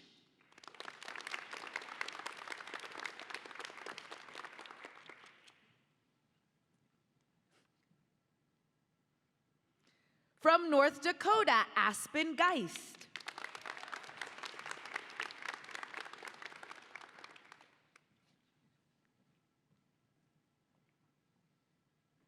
From Oregon, Emma Keene.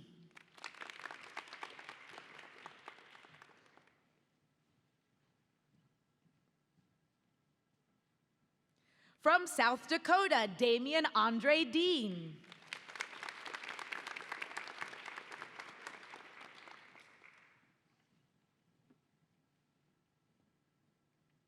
From Texas, Almaz Clawson.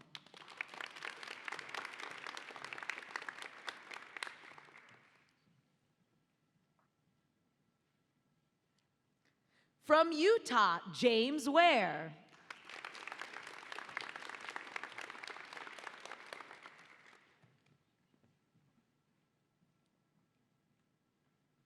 From Washington, Jade Terrace Talamo.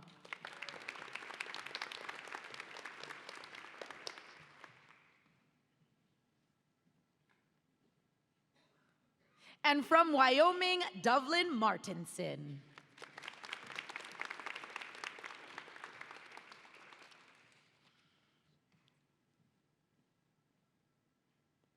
Another big round of applause for all of our state champions. Congratulations to all of you. And okay, here we go. The 8 students with the highest scores in the first 2 rounds will now recite their third poem. The score will be added to their scores from the first 2 rounds to determine the 3 students who will advance to the national finals tomorrow night. Are you all ready? Yeah. The 8 students, our regional finalists are Alaska, Cassie Lumba. Arizona, McLaughlin. California, Lillian Braly. Colorado, D.V. Henderson. Minnesota, Sofia Skuza Rivera. New Mexico, Hadas Frish. South Dakota, Damien Deen. And Texas, Almaz Clawson. Big congratulations to all 8 of our finalists. All of the students may now leave the stage. Congratulations. Yes, huge round of applause. Congratulations to all. We're going to give our students a minute to collect themselves before we bring them back on stage for round 3. While we do this, I'd like to take a minute to once again recognize our judges for all of their hard work this evening. I'm going to start with Dan Brady. He's the author of a poetry collections, Strange Children, Subtext, and Songs in E. Brady currently serves as poetry editor of Barrel House and continues to contribute to literary publishing and contemporary poetry. Dan, can you just give us a wave so we can see you and acknowledge you? Yay. Thank you. Lawrence Minboy Davis is a poet, editor, and curator. Davis is a co-founder of the Asian American Literary Review and works to support collaborative and community-based literary practice. Lawrence Minboy Davis, give us a little wave. Thank you, thank you, thank you. Terry Ellen Cross Davis is a poet and writer in residence at Hood College. Cross Davis curated poems for the Folger Shakespeare Library for 20 years. Terry Ellen Cross Davis, give us a wave, Terry, thank you. Anna Lempera is a writer and educator. Lempera's debut novel, Manny Samia, finds Quetzals, pronounce that for me, I'm just gonna ask for it. Are you here? Quetzal, thank you so much. Quetzal's Voice is an International Latino Book Award winner and was named the 2025 International Literacy Association Honor Book. Anna Lempera, thank you for the pronunciation. Brandon Williams is a multicultural student programs manager and an instructor in the Deaf Studies Department at Gallaudet University. Brandon Williams, give us a little wave. Thank you. Thank you so much to all of our judges. We so appreciate all of the hard work that you're doing tonight, and we know it has been hard. And now, are we ready for round 3? Yes, one lady's ready for round 3. Is everybody else ready for round 3? Yes, come on, give them lots of love. First up, we have, is it in this order?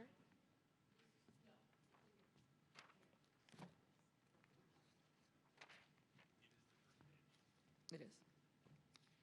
Okay, great, awesome. From Arizona, McLaughlin.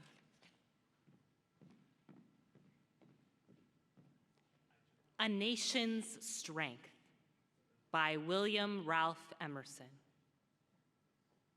What makes a nation's pillars high and its foundations strong? What makes it mighty to defy the foes that round it throng? It is not gold. Its kingdoms grand go down in battle shock. Its shafts are laid on sinking sand, not on a biting rock. Is it the sword? Ask the red dust of empires passed away. The blood has turned their stones to rust, their glory to decay. And is it pride? Ah, that bright crown has seemed to nations sweet. But God has struck its luster down in ashes at his feet. Not gold, but only men can make a people great and strong. Men who for truth and honor's sake stand fast and suffer long. Brave men who work while others sleep, who dare while others fly. They build a nation's pillars deep and lift them to the sky.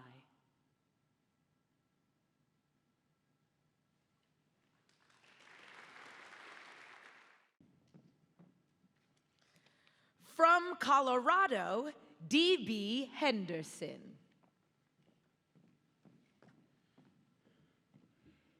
Friendship After Love by Ella Wheeler Wilcox. After the fierce midsummer all ablaze has burned itself to ashes and expires in the intensity of its own fires, there come the mellow, mild St. Martin days, crowned with the calm of peace, but sad with haze. So, after love has led us till he tires of his own throes and torments and desires, comes large-eyed friendship with a restful gaze. He beckons us to follow and across. Cool, verdant vales, we wander free from care. Is it a touch of frost lies in the air? Why are we haunted with a sense of loss? We do not wish the pain back or the heat. And yet,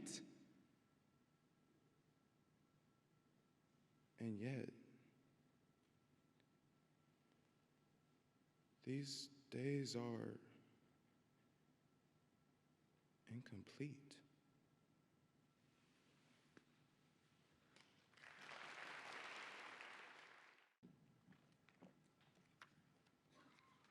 From Minnesota, Sofia Skuza Rivera. To a Young Dancing Girl by Elsa Gidlow. Golden-eyed girl, do you see what I see? Do you see behind the veil that life laughs through? Golden-eyed girl, I would like to laugh with you. But my veil is torn, and I see things pass like shadows in the depths of a crystal glass. Golden-eyed girl, you are young as springtime. Your gray eyes are dreamful, your rare lips sweet. Shadows matter little to youth with dancing feet. All of life's skeletons wear gay dresses, and youth is deceived by even death's caresses. Golden-eyed girl, you have years to dance and wonder before your life's curtain will wear into holes and let you see the hopelessness hidden in souls. You have many moons of laughter, many years to go, before you'll learn how heavy dancing feet can grow.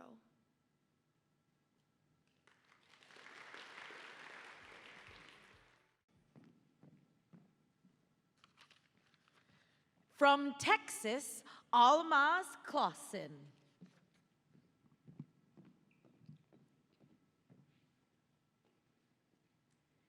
To a Young Dancing Girl by Elsa Gidlow. Golden-eyed girl, do you see what I see? Do you see behind the veil that life laughs through? Golden-eyed girl, I would like to laugh with you, but my veil is torn, and I see things pass like shadows in the depths of a crystal glass. Golden-eyed girl, you are young as springtime. Your great eyes are dreamful, your rare lips sweet. Shadows matter little to youth with dancing feet. All of life's skeletons wear gay dresses, and youth is deceived by even death's caresses. Golden-eyed girl, you have years to dance and wonder before your life's curtain will wear into holes and let you see the hopelessness hidden in souls. You have many moons of laughter, many years to go before you'll learn how heavy dancing feet can grow.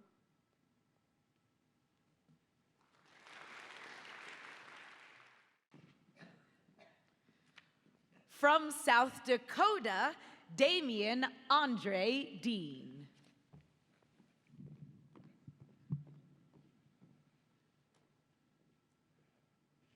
Ships That Pass in the Night by Paul Laurence Dunbar.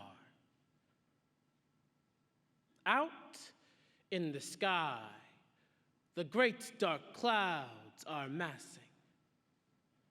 I look far out into the pregnant night, where I can hear a solemn booming gun and catch the gleaming of a random light that tells me that the ship I seek is passing.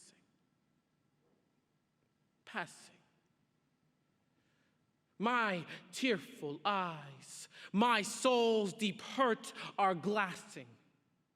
For I would hail and check that ship of ships. I stretch my hands, imploring, cry aloud.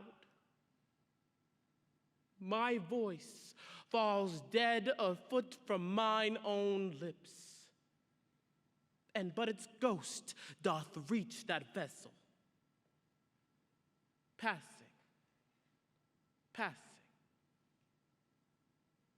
O earth, O sky, O ocean, both surpassing.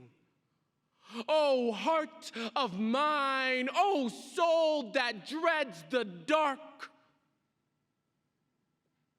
Is there no hope for me? Is there no way that I may sight and check that speeding bark, which out of sight and sound is passing?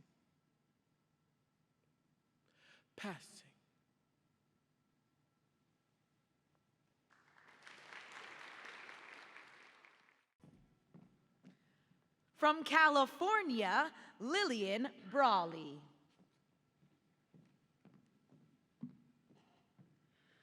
O Captain, My Captain, by Walt Whitman. O Captain, my Captain, our fearful trip is done. The ship has weathered every rack, the prize we sought is won. The port is near, the bells I hear, the people all exulting, while follow eyes the steady keel, the vessel grim and daring. But, oh heart, oh the bleeding drops of red, where on the deck my captain lies fallen, cold and dead. Oh, Captain, my Captain, rise up and hear the bells, rise up! For you, the flag is flung. For you, the bugle trills. For you, bouquets and ribboned wreaths. For you, the shores a crowding. For you, they call that swaying mass, their eager faces turning. Here, Captain, dear father, this arm beneath your head. It is some dream that on the deck you've fallen cold and dead. My captain does not answer. His lips are pale and still. My father does not feel my arm. He has no pulse nor will. The ship is anchored, safe and sound, its voyage closed and done. From fearful trip, the victor ship comes in with object one. Exult, O shores, and ring, O bells, but I, with mournful tread, walk the deck my captain lies fallen, cold and dead.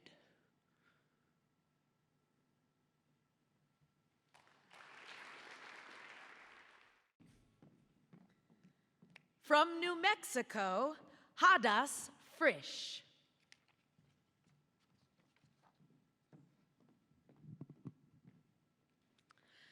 Our Own 12 Anti-Suffragist Reasons by Alice Duermiller. 1. Because no woman will leave her domestic duties to vote. 2.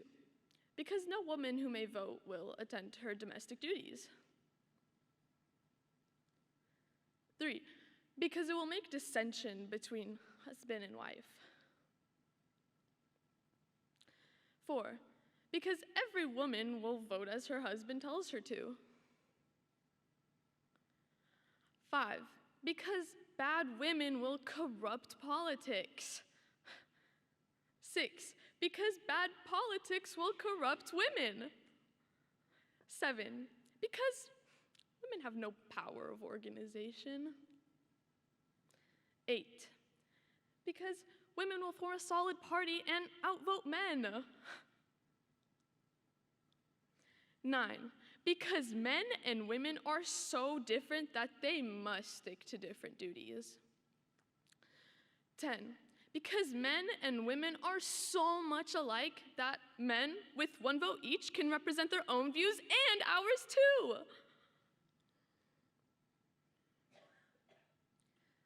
11. Because women cannot use force. 12. Because the militants did use force.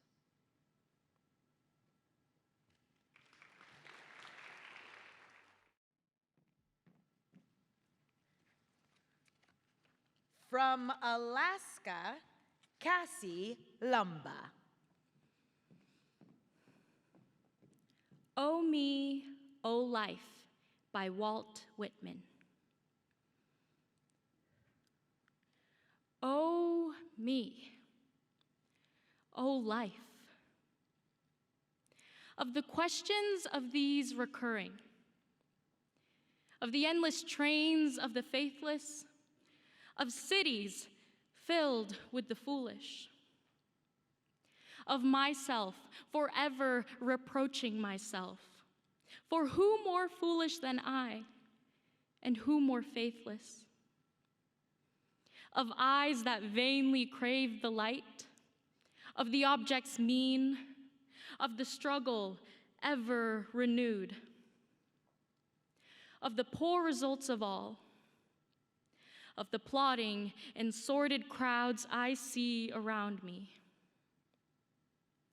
of the empty and useless years of the rest, with the rest me intertwined, the question, O me, so sad, recurring. What good amid these, O me, O life? Answer, that you are here, that life exists and identity, that the powerful play goes on, and you may contribute a verse.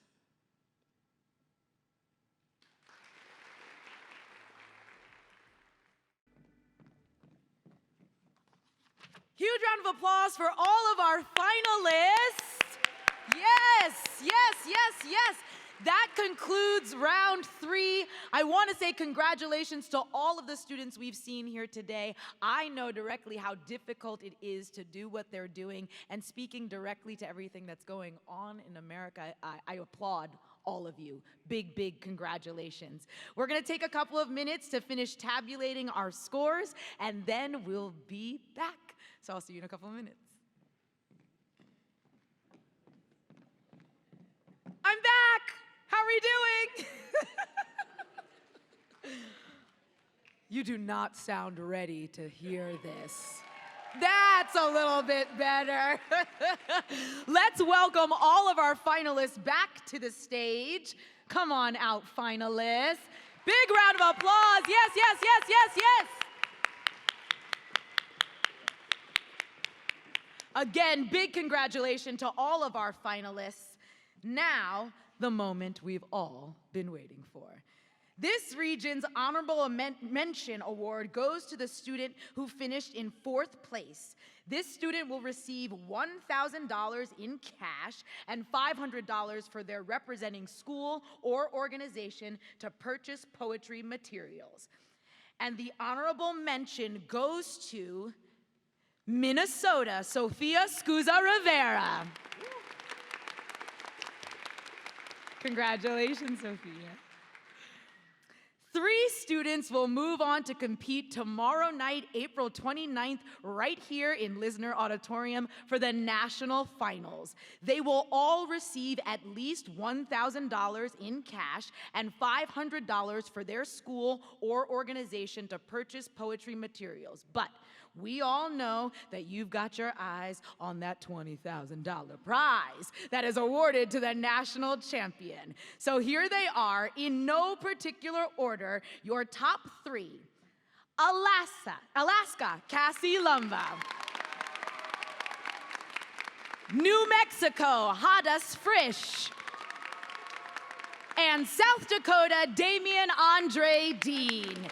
These are your 3 Region 3 national finalists. Huge round of applause. Congratulations to all of you. Join these 3 students and our other national finalists as they advance to the national finals tomorrow night, April 29th, starting at 7 p.m. Eastern. You can also live stream the national finals on arts.gov. Congratulations again to all of the students. Huge round of applause. Congratulations to our Region 3 finalists. And thank you to our American Sign Language interpreters for this round, Mia Engel and Steve Fan. And thank you all for joining us tonight. Thank you, thank you. We look forward to seeing you all right here tomorrow evening for the National Finals competition. Good night. Congratulations.